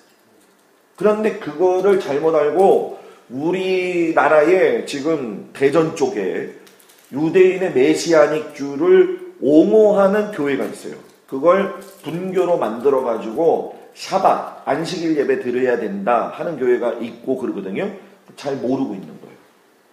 안식일에 대한 개념으로 돌아가면 안 돼요. 우리는 분명히 교회 시대에 살고 있고 율법으로 되돌아가는 건 아니에요. 단지 우리가 생각해야 될 건 구약이 지나가면서 율법이 우리한테 복음으로 바뀌었지만 교회에는 초대교회가 시작이 되어질 적에 율법과 복음이 동시에 선포가 됐다. 율법은 죄를 정죄하는 게 아니라 죄를 알게 하는 거잖아요. 교회에 지금 죄를 알게 하는 설교를 하고 있느냐는 거예요. 여러분들 가운데 동성에 대한 설교 했어요? 동성에 대한 설교를 아주 적나라하게 설교를 할 수 있어야 돼요. 교회에서. 동성애가 뭔지 그냥 복음에 대한 이야기를 하지 말고 소돔과 고모라의 문제가 해결이 되고 그리고 노아의 방주에 대한 부분에 해결이 되고 바벨탑의 문제가 해결이 되려고 한다고 한다면 그래서 제가 창세기 1장, 2장, 3장에 있는 내용을 대단히 중요한 게 뭐냐면 가인의 계열과 셋의 계열을 구분하고 나누고 난 다음에 거기서 어떤 역사가 일어나는가. 근데 이제 제일 어려워하는 사람들이 있어요. 그게 뭐냐면 창세기 1장, 3장까지의 부분, 특별히 창세기 부분을 우리 목사들이 성도들한테 이야기할 적에 어떻게 설명을 해줄 거느냐. 성도들이 많이 물어보잖아요. 창조론, 진화론 이런 부분들에 대한 거. 그런데 우리가 분명히 알아야 될 것이 한 가지가 있는데 창세기 1장과 2장, 3장의 내용은 뭐 예를 들어서 뭐 아담이 죽고 나서 아담이 있을 때 가인이 아벨 죽이고 났는데 가인이 뭐 다른 사람한테 죽을 뻔했던 이야기, 라멕이 나타나가지고서 내가 다른 사람 죽였었는데 죽였던 그 사람들이 나를 더 죽이면은 뭐 7배 더 갚아줄 것이다 이런 얘기들이 막 나오잖아요. 그죠? 그럼 이제 성도들이 그걸 물어본단 말이에요. 그러면 그때 다른 사람들이 있었습니까? 이런 얘기들이 나와요. 그 문제를 해결하려면 감리교 제자훈련 그 책을 자기가 심도 있게 공부를 하면 답이 나와요. 답을 갖다가 두 가지로 이야기를 한다면 하나는 뭐냐면은 창세기 1장 3장은 선포장이라는 거예요. 이거는 내가 지식적으로 받아들이는 단계의 문제가 아니라는 거예요. 그리고 교인들이 제일 어려워하는 것 중에 한 가지가 뭐냐면 에스겔서를 읽었을 적에 에스겔서에 하나님의 그 내짐승이 내려오는 그 당시의 상황들이 똑같이 보게 되면은 꼭 우주선 보이는 것처럼 얘기를 하거든요. 그잖아요. 뭐 그 안에 바퀴가 있고 돌아가고 막 그런 얘기 보시죠. 그죠? 그래서 이 UFO를 섬기는 사람들은 그걸 가지고 UFO의 그 신념 교리를 만들었단 말이에요. 그럼 그거를 납득이 안 가는 사람들은 물어보는 사람들이 많이 있는 게 사실이에요. 나 같은 경우도 마찬가지. 그런데 천상에 있는 일들에 대한 것들은 우리가 계시를 받을 때에 공적 계시가 되어서 증거가 확실히 나오면 그걸 사용할 수가 있어요. 그런데 내가 모르면서 어설프게 그걸 설명하지 말라는 거예요. 그럴 적에는 그거는 뭐예요? 창조에 대한 선포로 이야기를 해야 돼요. 그리고 어저께 우리 여기서 이야기해서 나왔지만은 지금 세대가 우리가 생각하는 것만큼 쉬운 상황은 아니에요. 여러분들이 이제 어디까지 상황들을 보고 어디까지 이야기를 하고 있는지 모르겠지만은 배도 현상 같은 경우에도 지금 엄청나게 발전이 됐어요. 예를 들어서 뭐 조엘 오스틴이라든가 심지어 우리가 알고 있는 빌리 그레이엄 목사라든가 또는 조용기 목사라든가 도올 김용옥이라든가 하는 사람들은 벌써 이미 복음에 대한 부분을 갖다가 부정을 하고 나간 지가 되게 오래요. 근데 그런 자료들 찾기가 참 어렵단 말이에요. 그걸 보여줘요. 말 하나 잘못한 것 같고 왜 그래요 목사님? 아니에요. 말은 그 사람의 생명이고 그 사람의 결과란 말이에요. 그러니까 조용기 목사가 됐든 뭐든 요번에 페이스북을 제가 많이 하고 우리 페이스북 제가 푸른 초장이라고 하는 걸 해요. 그래서 목사님들하고 지금까지 한 3번 모였었어요. 왜냐면 제가 그동안에 뭐 추수감사절부터 해가지고 집회하고 뭐 해서 힘들어가지고 못했는데 이제 이거 끝나고 나면은 모이기 또 시작을 할 거예요. 그러면 거기에서 같이 설교도 나누고 같이 성막도 지금 공부를 하고 있는데 거기서 이런 배더 문제 같은 것들을 우리가 얘기를 하고 있는데 성도들한테 제가 이렇게 경험을 해보면서 느낀 게 여기서 셋째 날 저녁에 이야기한 거 여러분들도 이걸 규정을 해야 돼요. 기독교가 뭐고 유대교가 뭐고 다른 점이 뭐냐, 불교가 말하고 있는 게 뭐냐, 이슬람교가 말하고 있는 게 뭐냐, 그럼 한국 상황은 뭐냐, 유교, 불교 그리고 여러 가지 종교가 한꺼번에 무속신앙까지 껴있는 한국적 상황에 대한 정리가 여러분들이 있어야 돼요. 그거를 정리하고 예수님에 대한 믿음관을 이야기할 적에 선의가 빨리 들어오고 성도들이 그거를 이해가 빨리 돼요. 그러니까 우리나라가 지금 문제를 겪고 있는 것 중에 한 가지가 뭐냐면은 우리들이 제일 목회하기 어려운 시대예요. 지금 우리 위에 선배들은 이야기하면 교회 세우면 그냥 교인 와요. 그냥 왔어요. 그리고 목사님을 참 주의 종이라고 해서 잘 섬겼던 게 사실이에요. 근데 지금 시골에서 여러분들도 그 정도까지는 아니겠지만 여러분들도 그런 마음으로서 어떻게 이렇게 존경받을 거라고 생각이 되지만 도시 쪽에 나가면 상황이 더 달라져요. 도시 쪽에 더 나가게 될 경우에는 목사님을 어떤 하나의 그 목사로서 어떤 영적인 권세를 가지고 나를 인도해 주는 사람으로 생각하는 게 아니라 전혀 반대의 일들이 대단히 많이 일어나요. 그러면 내가 할 수 있는 건 뭐냐? 그걸 변화시킬 수 있는 내 능력이 있어야 돼. 내게. 이걸 지금 여러분들이 이 시간, 요 기간 동안에 만들어 놔야 된다는 거예요. 그거를 정확하게 알지 않는 이상에는 내가 설교는 하고 있지만 확신이 없어요. 내가 하면서도. 그리고 무슨 문제 생기면은 다시 원점으로 돌아가고 하는 문제들. 그래서 성막 공부를 하게 되면 그런 문제들이 이제 자연적으로 해결이 된다는 거. 여러 가지 제가 그림을 지금 놨는데, 자, 그냥 단적인 것만 제가 이야기를 좀 할게요. 하나님 만날 수 있는 길을 발견하게 된다. 요것 그대로 하시면 됩니다. 여기서 중요한 거는 출애굽기 25장 22절 맨 밑에 거기서 내가 너와 만나고 이야기인데, 거기서 내가 너와 만나고라고 할 적에 거기가 어디냐면은 법궤의 속죄소 위라는 거를 알고 계셔야 돼요. 법궤가 함이잖아요. 그죠? 법궤가 함인데 법궤를 조각목으로 틀을 만들고 그 안과 밖을 금으로 싼 거예요. 오늘 우리 신당교회에서는 제가 법궤 얘기를 다 못했어요. 그리고 미드라시에서 보게 되면 이 법궤에 대한 그 뚜껑을 열게 되면은 우리가 여러분 성경에서도 나와 있고 어렸을 때부터 이야기했던 만나 항아리, 아론의 쌍난 지팡이라고, 그리고 또 뭐가 있죠?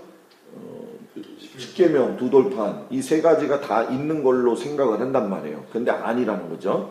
우리가 성경을 자세히 보게 되면 여러분들이 다 뒤져보면 다 나와요. 예를 들어서 히브리서에서는 다 같이 집어넣고 다니기도 한 것이 사실이에요. 그런데 출애굽기나 민수기, 신명기에 보게 되면 그 구절을 지금 제가 다 얘기하지 못하지만 법궤론에 가서 보게 되면은 나오게 되는데, 정확하게 십계명은 두 돌판은 그 법궤 안에 있었다. 그러나 아론의 쌍난 지팡이하고 만나 항아리는 법궤 앞에 있고, 한 가지 더 얘기가 들어가야 되는데, 율법책은 토라는 법궤 옆에 있었다. 그냥 이게 진이 어떻게 되어 있느냐면은 앞에 두 개가 있고 가운데 안에 하나가 있고 옆에 토라가 있는 거예요. 이스라엘에 가면 딥나 파크라고 있어요. 딥나 파크라고 해서 이스라엘은 국립공원이 50개가 있거든요. 국립공원에서 50개의 표를 다 끊어가지고 돌아다닌다는 건 어렵고, 패키지처럼 5개 공원을 들어간다든가 10개 공원을 들어간다든가 할 수 있는 패키지를 끊어요, 사람들이. 그런데 우리가 셰펠라라고 하는 지역 다 들어보셨죠? 그 셰펠라 지역이 국립공원이 참 많아요. 그런데 이집트를 지금 우리가 못 경유해가지고 들어오지만 에일랏이라고 하는 요르단부터 내려가가지고 에일랏으로 올라와야 되는데, 지금 성지순례 하는 사람들이 요르단 들어가면은 느보산 갔다가 페트라 갔다가 다시 암만으로 올라와서 요단강 건너서 들어오거든요. 그거는 허비하는 거야, 시간을. 짤 때 그래서 필요한 거고, 요르단에서 느보산 내려가고 그리고 페트라까지 내려가면 페트라에서 와디켈트 있어요. 그 모래사막. 거기를 보고 난 다음에 맨 밑에까지 내려가는 거예요. 요르단 맨 밑에까지 가면 에일랏 항구가 나오죠. 이스라엘의 에일랏 항구, 요르단의 그 항구가 있고 사우디 항구도 있고 이집트 항구가 겹쳐지는 곳이 나와요. 거기서 국경을 넘어야 되는 거예요. 거기서 국경을 넘고 네게부 지역 위로 올라가는 거예요. 그러면 단에서 부엘세바라고 그러죠. 단이 꼭대기고 부엘세바가 맨 밑에잖아요. 부엘세바 더 밑에가 에일랏이에요. 에일랏에서 차 타고 한 15분 올라가게 되면 딥나 파크라고 있어요. 딥나 파크 안에 딥나 성막이 있어요. 실질적으로 구리 광산이 있었던 곳이고, 가면 전체적으로 토양 자체가 빨갛습니다. 그 딥나 파크에 들어가게 되면 실제 사이즈의 성막이 있어요. 근데 성지순례 가는 사람들 이거 다 못 보고 와요. 그렇기 때문에 여러분들이 만약에 시간을 내서 간다고 한다면 나보러 가이드 하라고 하면 내가 해줄 수는 있어요. 충분히. 그리고 잘 아니까 적어도 제가 봤을 적에는 사모님들까지 껴가지고 했을 때에 15명 정도, 최하 마지노선이 15이에요. 그리고 20명 넘으면 딱 좋은데 15, 17까지는 가능하더라고 제가 보니까. 그리고 제가 그런 요르단에서 밑으로 위에서 올라가서 쭉 올라오는 거를 자국 대한항공 비행기가 아니라 카타르 항공으로 해가지고 돌아오는데 적어도 한 345만 원 정도는 있어야 되더라고. 345만 원. 그리고 가면은 우리 목사님들이 돈 개인적으로 못 내잖아요. 밥 사고 싶어도. 이스라엘 물가가 굉장히 비싸거든. 그럴 적에는 차라리 공동경비를 10만 원이나 20만 원씩 걷어가지고 같이 쓰는 게 나아요. 그렇게 해가지고. 그러니까 지금 여러분들이 부담이 되고 그럴 거예요. 당장은 못해요. 그러니까 그거를 준비를 해요. 이 그룹만이라도. 서로 통용을 하면서. 진짜 갔다 와야 된다는 거 내가 얘기한다는 거. 아까 그 얘기 하다가 말았는데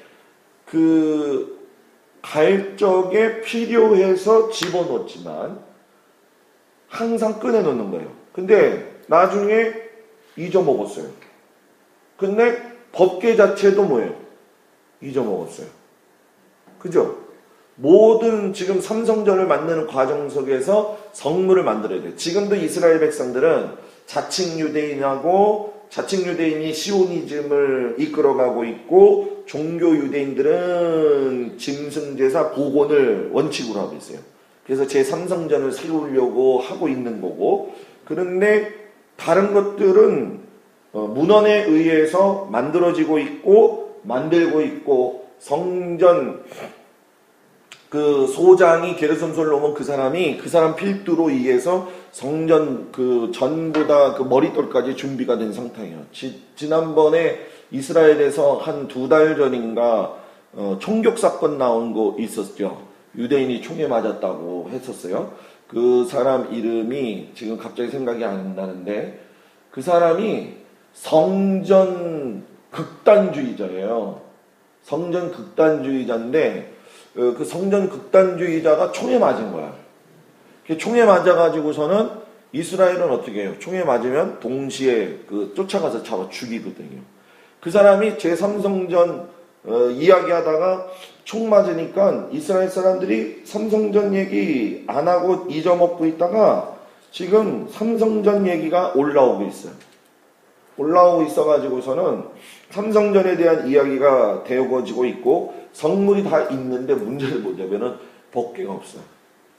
법궤가 어디에 있느냐, 뭐 여러 가지 설이 있어요. 지금 뭐 이디오피아에 있다, 또는 뭐 바티칸에 있다, 또는 뭐 느보산에 있다, 아니면은 예루살렘 어디 근처에 있을 것이다. 근데 지금 실질적으로 정통적으로 나오는 법설은 뭐냐면은 떠나지 않았을 거다.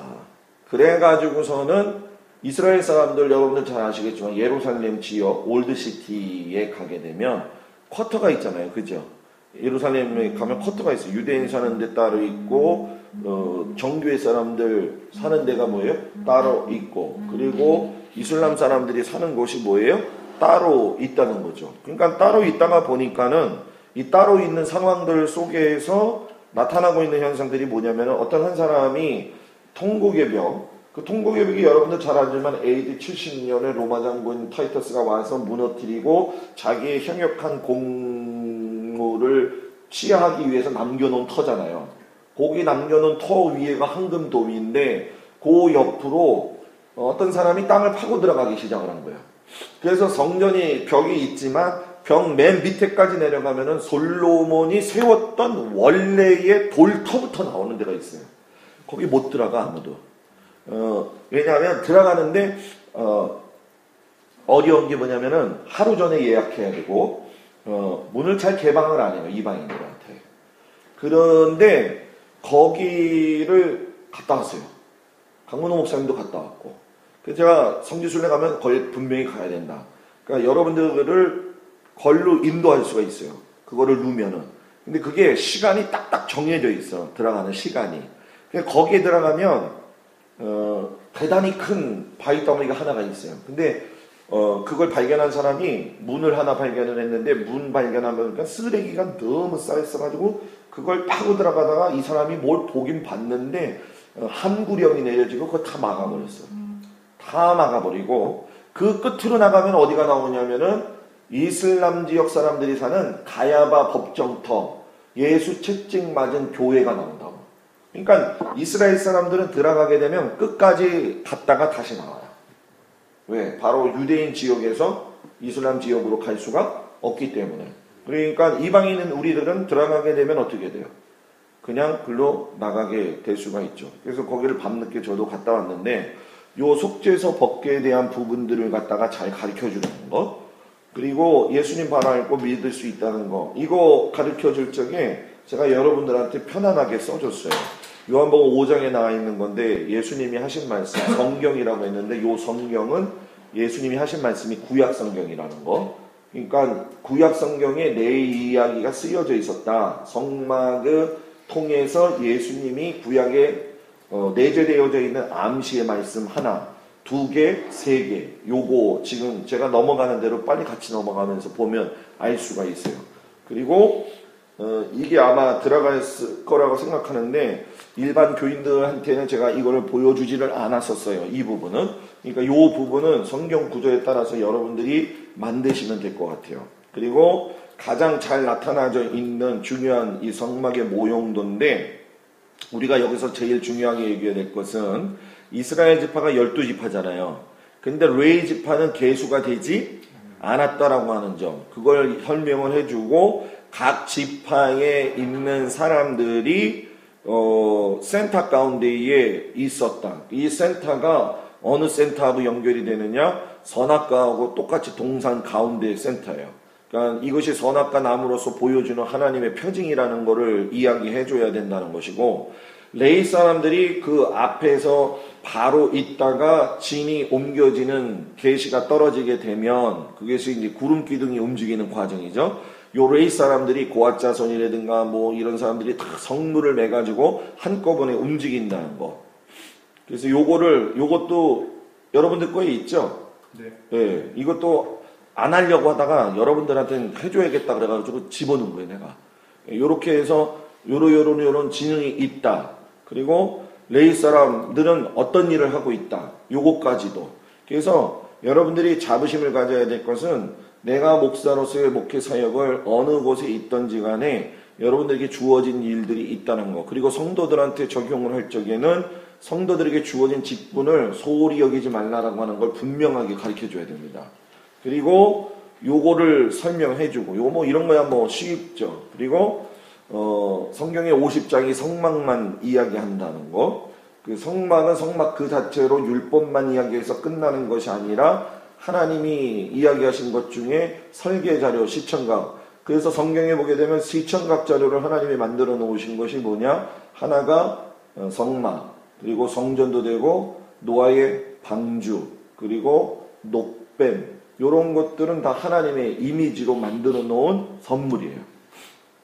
그리고 성막이 죄인의 구원 장소라고 하는 걸 복음하고 연결시켜서 이야기를 하실 수 있도록, 지금 여러분들이 보는 이 그림은 제가 이런 그림은 설명을 해주고 갈 테니까 체크는 해놓으세요. 이 번제단은 성막의 번제단이 아니라 성전의 번제단입니다. 그리고 저 사람들이 지금 손에 들고 있는 거, 이 오른쪽에 맨 있는 거는 머리죠. 머리고, 또 뒤에 있는 사람은 다리죠. 또 앞에 있는 사람은 뭐 뒷다리가 됐든지 뭐 그러고, 중간에 있는 사람은 대야가 있잖아요. 그죠?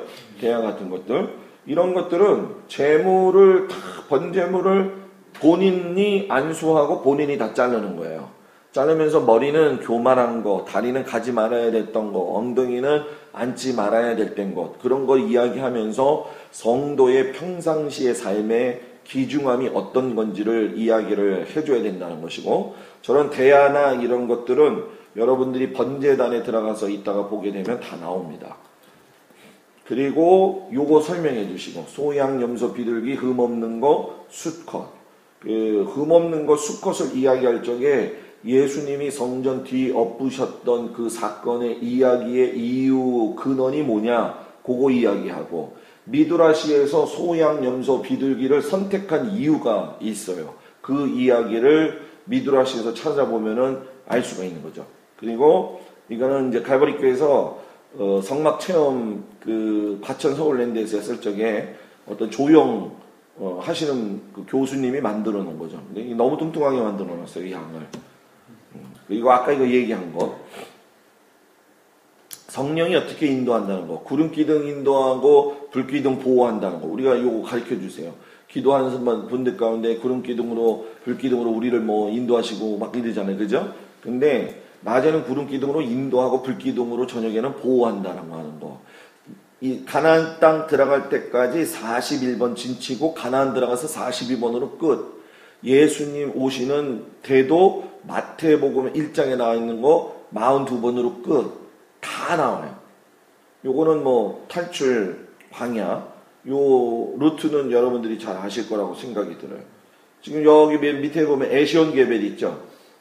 네, 에시온 게벨로 넘어가야 돼요. 그래야지만이 바란 광야 야자 써 있는 데쯤에 딥나 성막이 있습니다. 그 성막을 볼 수가 있고 쭉 올라가면서 키부츠라든가 여러 종류 17가지 올라가서 볼 수가 있는 거예요. 그리고 가나안 정복하는 거, 왕의 대로 따라 올라갔다는 거. 아마 성도들이 왕의 도로에 대한 부분들을 잘 이해를 못하는 분들이 있을 거예요. 그래서 이 지도를 보면서 이게 이제 제일 재미난 게 그 이제 이영재 목사님이 만든 책 중에 그 책을 보게 되면 뭐 여러 가지가 있는데 난 참 신기하고 놀랍더라고. 어떻게 성지순례 안 갔다 오고 저렇게까지 할 수 있는가. 진짜 신기하고 놀라워요.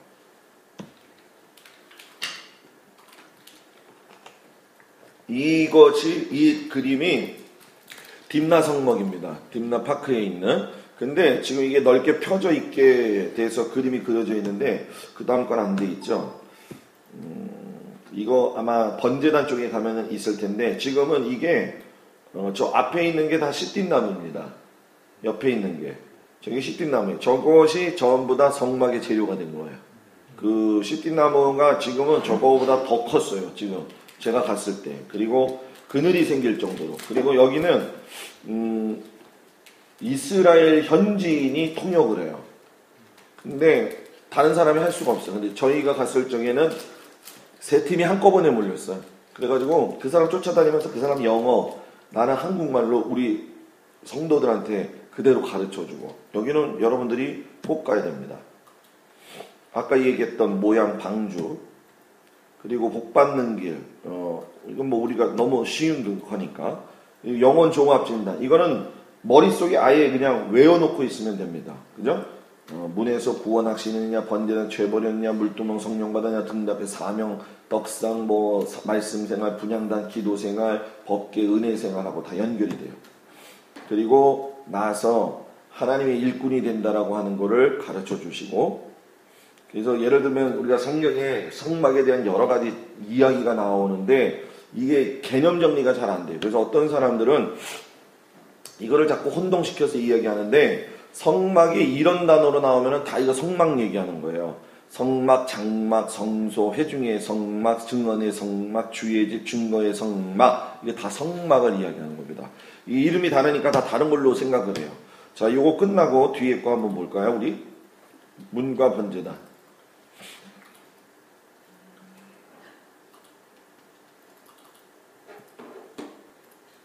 이거를 있잖아요. 여러분들이 8주, 길게는 한 11주까지, 12주까지 오후 예배 때 할 수도 있고 아니면은 대예배 시간에 해도 됩니다. 파워포인트로 해가지고 여러분들한테 상당히 도움이 많이 될 거고 시각자료로 좋을 거예요. 자, 문. 성경에 다 나와 있죠. 이제 문부터 지금부터 이제 들어가는 거예요. 제가 제일 좋아하는 그림이에요. 뒤에 있는 성소 들어가는 것보다도 밖에 있는 문에 대한 건 약간 흐리지만은 모형물로 봤을 적엔 되게 중요한 거. 저기 그 번제단 뒤에 보면 기둥이 있죠. 금기둥으로 된 거. 그게 이제 저 5개라고 하는 거. 5수는 고통수예요. 고통수 얘기할 적에 다윗의 물맷들도 뭐예요?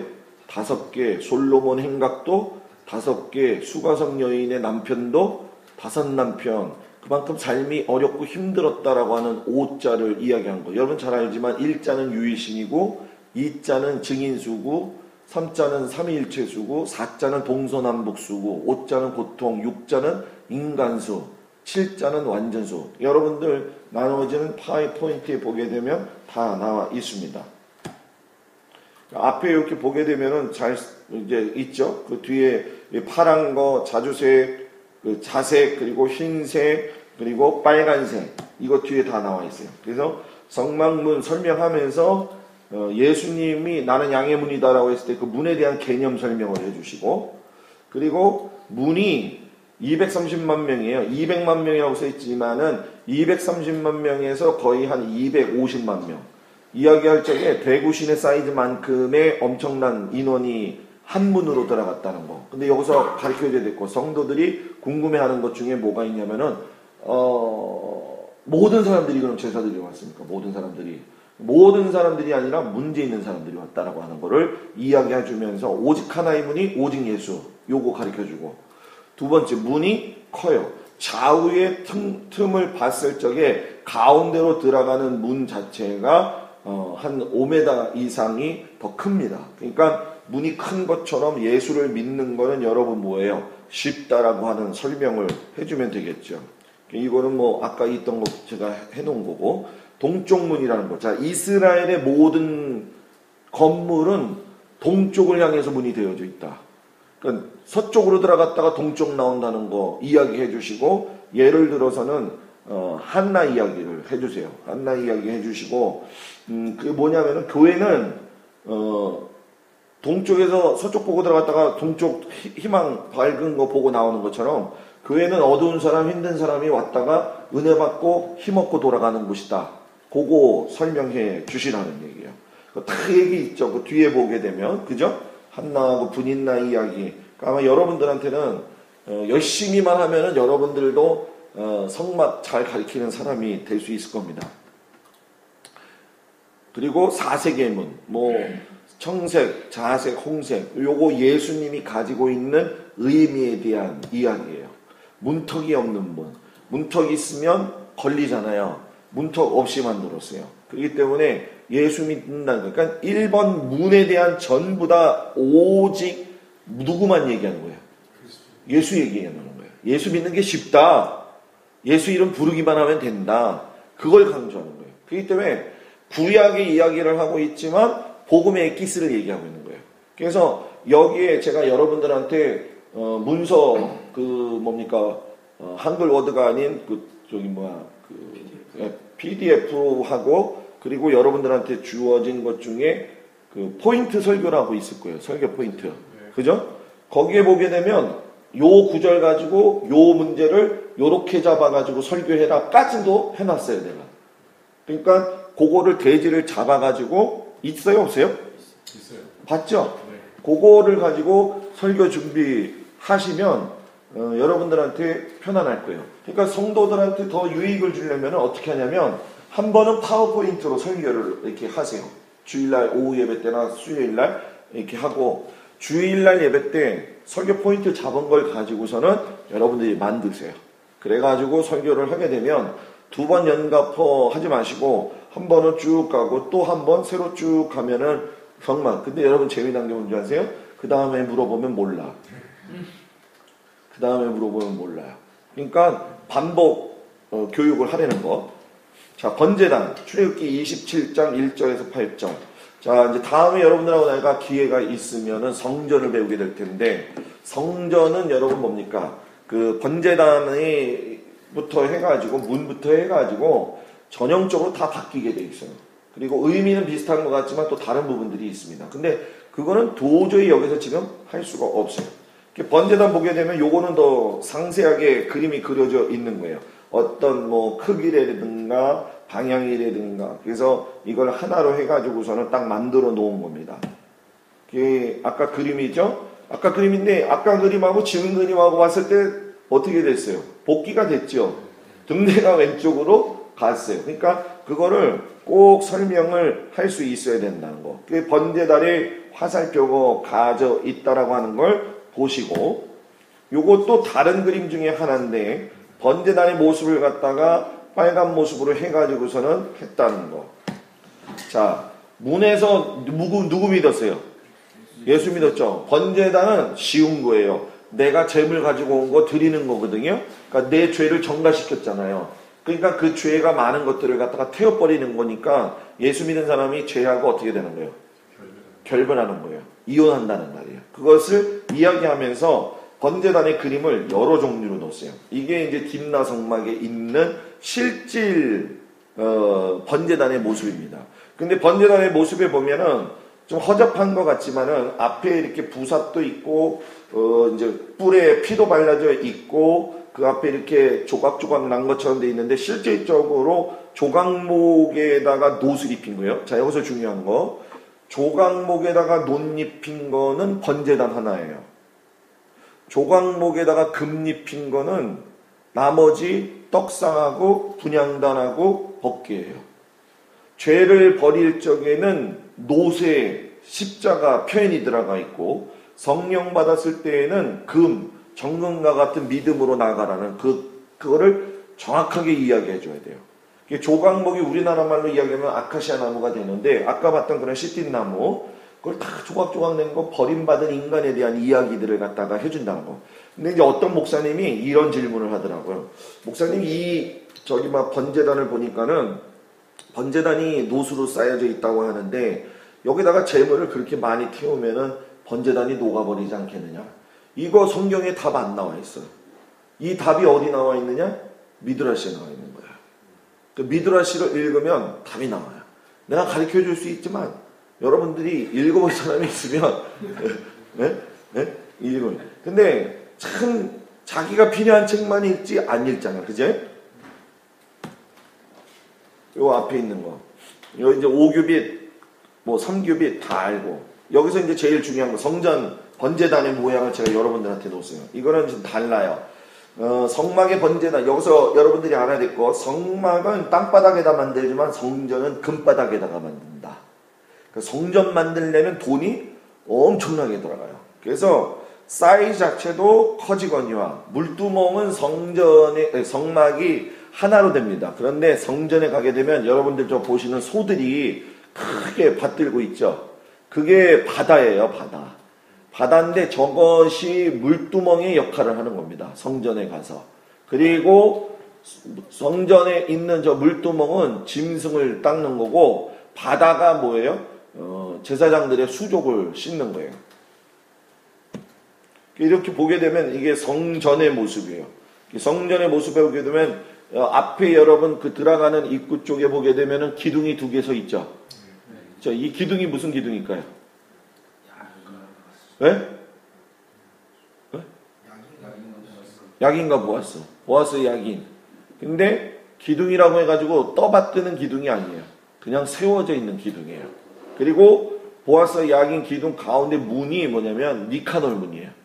뭐라고요? 니카놀 문. 지금 성전하고 제가 갑자기 그냥 확확 놓아서 가는 거예요.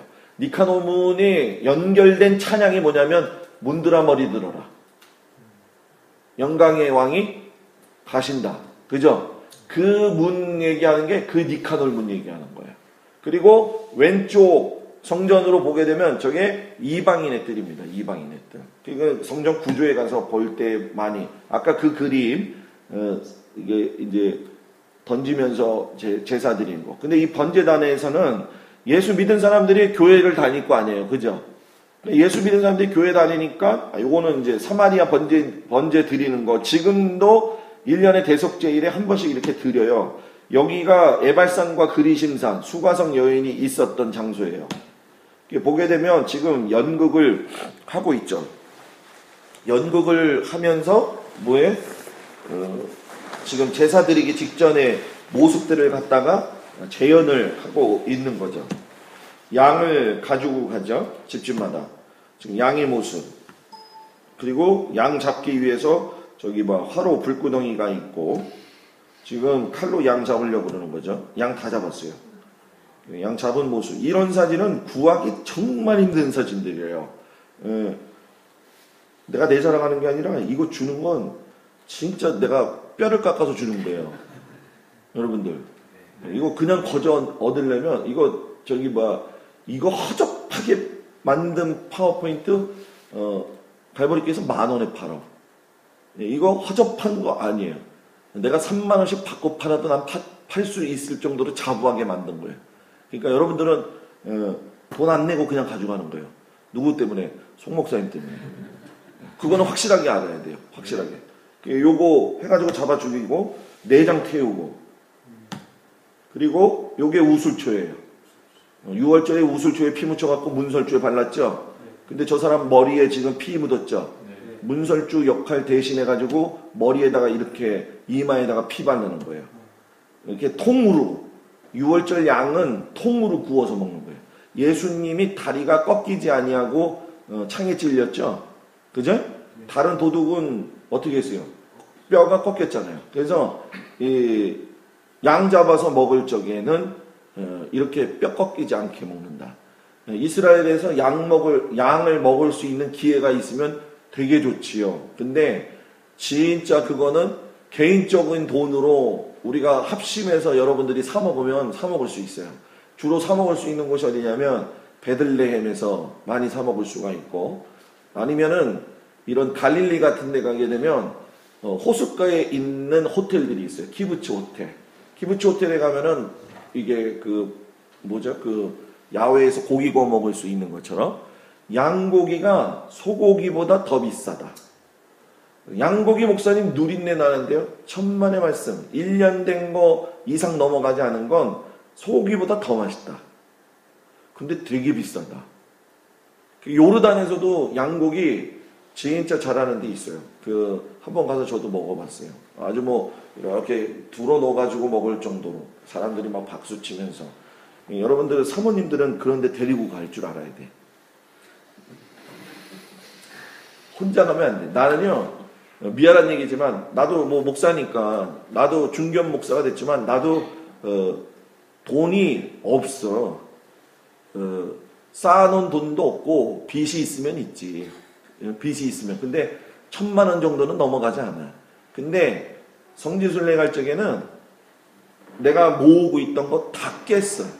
깨고 있었던 게 뭐냐면 누가 그러더라고. 이 다음에 은퇴해가지고서는 살 집이라도 있어야 되니까는 주택 청약 보고 그거 다 깼어. 그리고 집사람 데리고 갔어. 집사람 데리고 갔어. 봐야 돼, 집사람.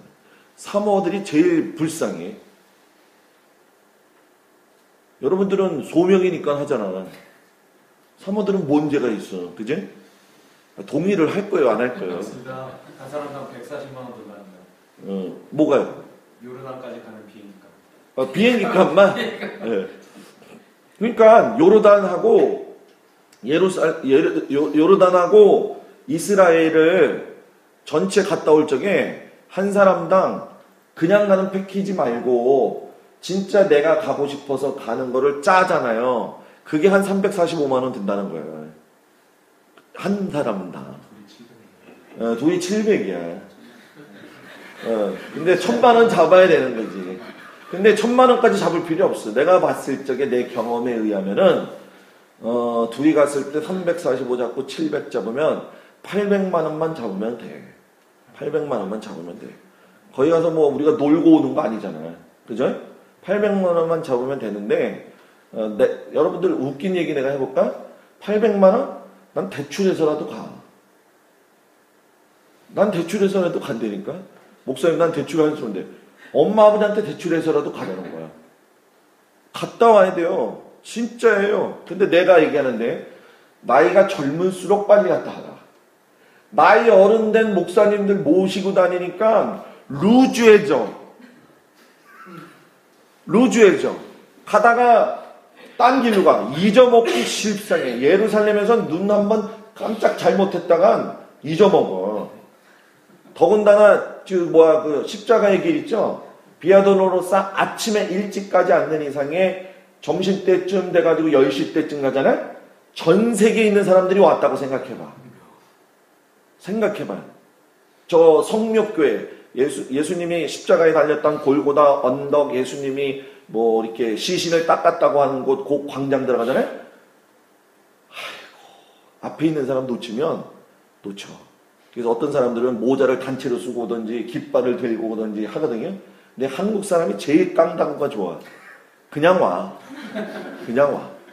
그래서 항상 나는 갈 적에 나랑 같이 가는 목사님이 있어요. 그 목사님이 전체 진행을 맡고 그분도 항상 그분도 돈 내고 나는 뒤에서 관리, 그 사람은 앞에서 끌고 가.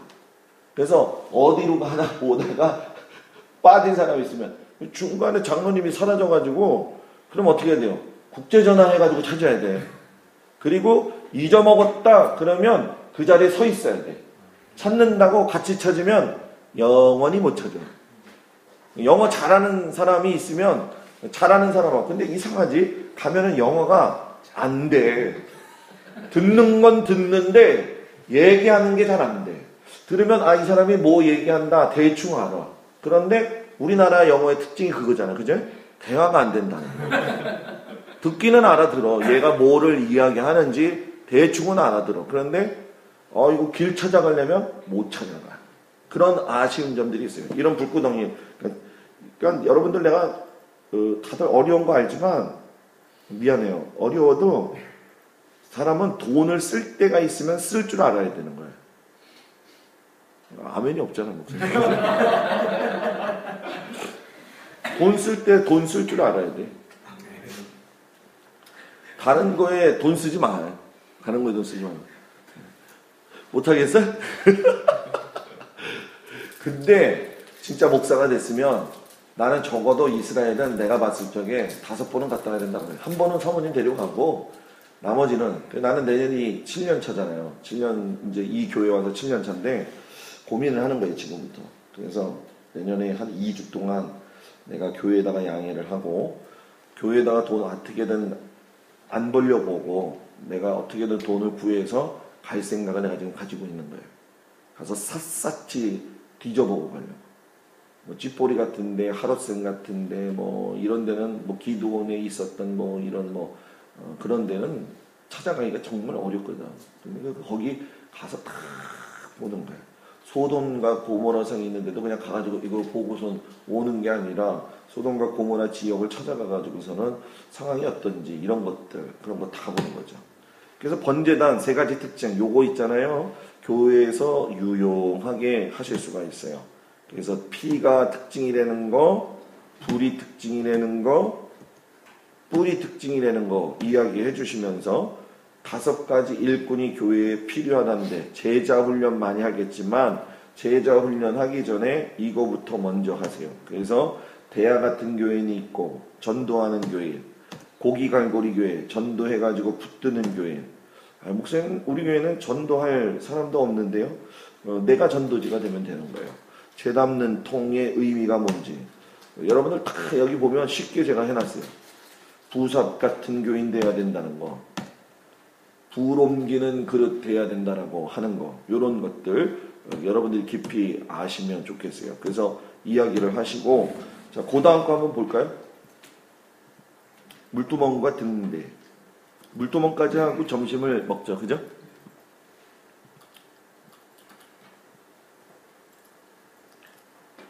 자, 문에서 예수 믿고 번제단에서 죄 버리고 난 다음에 물두멍에서 뭐 하는 거죠? 성령 받는 거예요. 그래서 문에서 번제단까지는 성자 사역장, 물두멍에서 떡상까지 분향단까지는 성령 사역장, 그리고 지성소는 무슨 사역장? 성부 사역장. 여기는 그러면요, 우리 저기 신당교에서는 내가 말로 다 했어요. 그림도 잘 못 보여줬어. 하도 그냥 할 거는 많고 저기 하기 때문에. 이게 물두멍의 모습도 아마 여러분들이 볼 거예요. 목사님 이렇게 물두멍 모습들이 다 달라요. 다 달라요. 왜냐하면은 그 나라에서 받아들이는 대로 다 다르게 나왔어요. 그래서 출애굽기 30장 18절에서 21절 이야기 보시면 물두멍, 이게 이스라엘 딥나 성막에 있는 물두멍이에요. 저기 안에 성소로 들어가게 되면 모든 것들이 다 있죠. 그래서 물두멍에 있는 이 표현, 이 그림 참 좋은 그림이에요. 그래서 물두멍 이렇게 대고 오른쪽에 이렇게 의자같이 있는 것들은 재물을 이렇게 자르고 씻고 하는 거예요. 그런데 왼쪽에도 있잖아요, 그죠? 왼쪽에 있는 게 아니라 오른쪽에 다 있고, 왼쪽에는 제사 지낸 사람들이 나와서 여기 뿔나팔 숨겼더라고. 목사님 뿔나팔이 있어요. 뿔나팔 불러줘. 뿔나팔. 레지파들이 이제 칭찬해 주는 거죠. 제사함 받았다고. 여기 교회에 뿔라팔이 있어요. 한번 봐봐요. 그 뿔라팔 한국에서 저 정도 크기면은 한국에서 대행해서 와가지고 저 정도 크기 팔적에 한 28만 원에서 30만 원 나와요. 그리고 저거보다 나는 더 큰 걸 샀어. 근데 45만 원이야, 현지에서. 근데 우리나라 돈으로 해가지고 오면 45만 원인데 현지에서 사니까 18만 원 주고 샀어. 그러니까 저런 거는 사볼 필요가 있지. 교인들한테 가르쳐주고 막 그러는 거예요. 그리고 여러분들이 성지순례 가면은 쥐엄나무 열매 많이 볼 거예요. 쥐엄나무 열매 그거 가져오려면은 막 그렇게 가져가면 큰일 나요. 걸리면 큰일 나요. 뭐 걸리면 버리면 되잖아. 그죠? 버리면 되니까 쥐엄나무 열매도 한 5개, 6개를 쌀 적에 주머니에 있잖아요. 주머니에다 싸가지고 옷을 이런 것까지 이렇게 포개가지고 옆으로 막 그러면은 가지고 올 수가 있어요. 그런 걸 와서 교인들한테 보여주는 거예요. 메뚜기가 석청 먹었다 그러잖아요. 날아다니는 메뚜기가 아니야. 메뚜기가 그 쥐엄나무 열매예요. 그죠? 그거 모른단 말이야. 메뚜기 잡아먹은 줄 알아. 그게 아니야. 이스라엘에서는 메뚜기 쥐엄나무 열매하고 무화과 나무 열매는 언제든지 따먹을 수가 있다. 무화과 나무는 열매는 한 번 열리는 게 아니라 1년에 4번 열린다. 그러니까 가난한 사람들이 언제든지 먹을 수 있는 음식이 쥐엄나무 열매이고 그리고 뭐예요? 무화과 나무 열매예요. 그래서 쥐엄나무 열매 같은 경우에는 진짜 실질적으로 옛날에 지금이야 뭐 그냥 다 나눠놨지만 옛날에 가난한 사람들 불쌍한 사람들 탕자가 먹었잖아요. 그죠? 단백질이 풍부한 음식이에요. 몇 가지만 탁탁 집어줄게요. 물두멍은 회막에서 수종드는 여인이 썼던 거울. 성경에 보게 되면은 회막에서 수종드는 여인들하고 문제가 많이 발생해요. 그죠? 그리고 물두멍이 제가 설명을 안 했는데 여러분들이 기억해야 될 것 중에 한 가지가 뭐냐면 물두멍은 부정한 여자. 그러니까 쉽게 얘기하면 가늠한 여자를 갖다가 정결한지 아닌지를 증거할 수 있는 곳이 물두멍 자리예요. 더 쉽게 얘기한다면 뭐냐면 여자가 바람 폈는데 바람 안 폈다고 잡아 뗀단 말이야. 그러면 남편이 물두멍 가가지고 물두멍 물을 마시게 하는 거예요. 남편 몰래 물두멍 이게 지금 바람 피고서는 물두멍 먹은 사람들은 물을 먹은과 동시에 배가 솟아오르고 다리가 부어 올라가지고 죽게 돼 있어요. 실질적으로 성경에서도 나와요. 내가 지금 구절을 찾아주질 못하고 미드라시에서도 나오고. 그래서 거기서 재미난 얘기를 내가 이 교회에서는 안 해줬는데 예를 들면 이거죠. 쌍둥이 자매가 있었는데 동생이 바람 폈어. 그 물두멍 가자 남편이 집 가다가 언니네 잠깐 들려서 가요. 그래서 언니한테 자초지정 이야기하고 언니하고 바꿔서 갔어. 물두멍에서 물 먹었어. 사건 안 일어났어. 그러니까 아내가 뭐예요? 바람 안 폈구나 하고 좋았지. 언니네 잠깐 들려요. 그래서 바꿨어. 언니 괜찮아요. 이제 다 됐다고 좋아해가지고서. 그 언니가 걱정하지 마 집에 가 하면서 탁 하면서 침이 튀겼는데 물두멍 물에 침이 튀긴 게 동생 입에 맞은 거야. 그래갖고 동생이 그 자리에서 죽어버린 거야. 그런 미드라시 얘기도 있다는 거예요.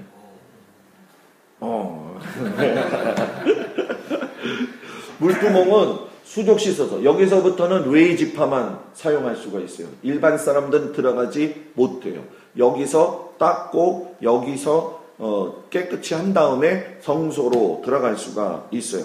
그래서 물하고 기름하고는 항상 성령을 이야기하는 거예요. 성경에서. 그래서 물과 기름으로 이 얘기는 뭐예요? 물과 성령으로 나지 않으면. 그리고 이스라엘에서 나오는 성경의 모든 기름은 무슨 기름? 올리브유 기름이에요.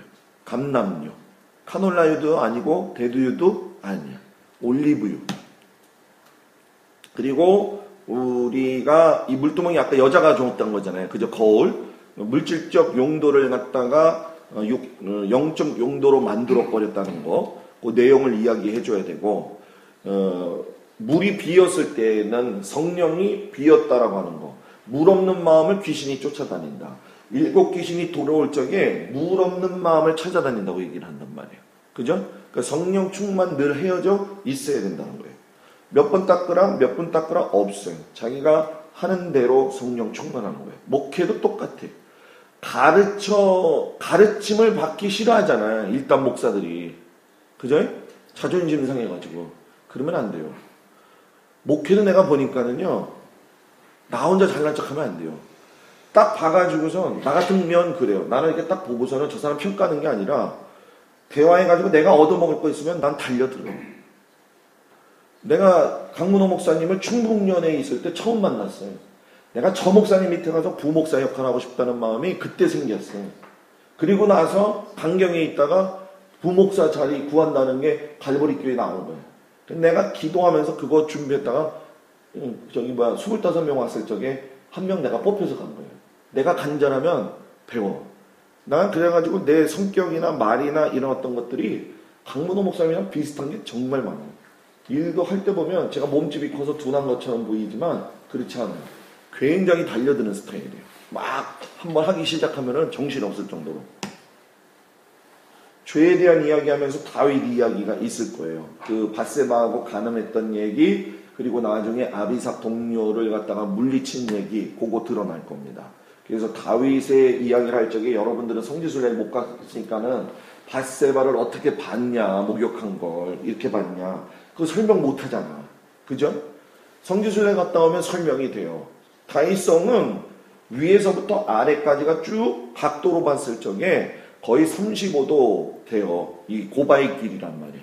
맨 밑에가 실로암못, 중간에 기온샘이 있고 맨 꼭대기에 다윗성이 있는 거예요. 그러니까 다윗성이 이렇게 있고 밑으로 뭐가 있는 거예요?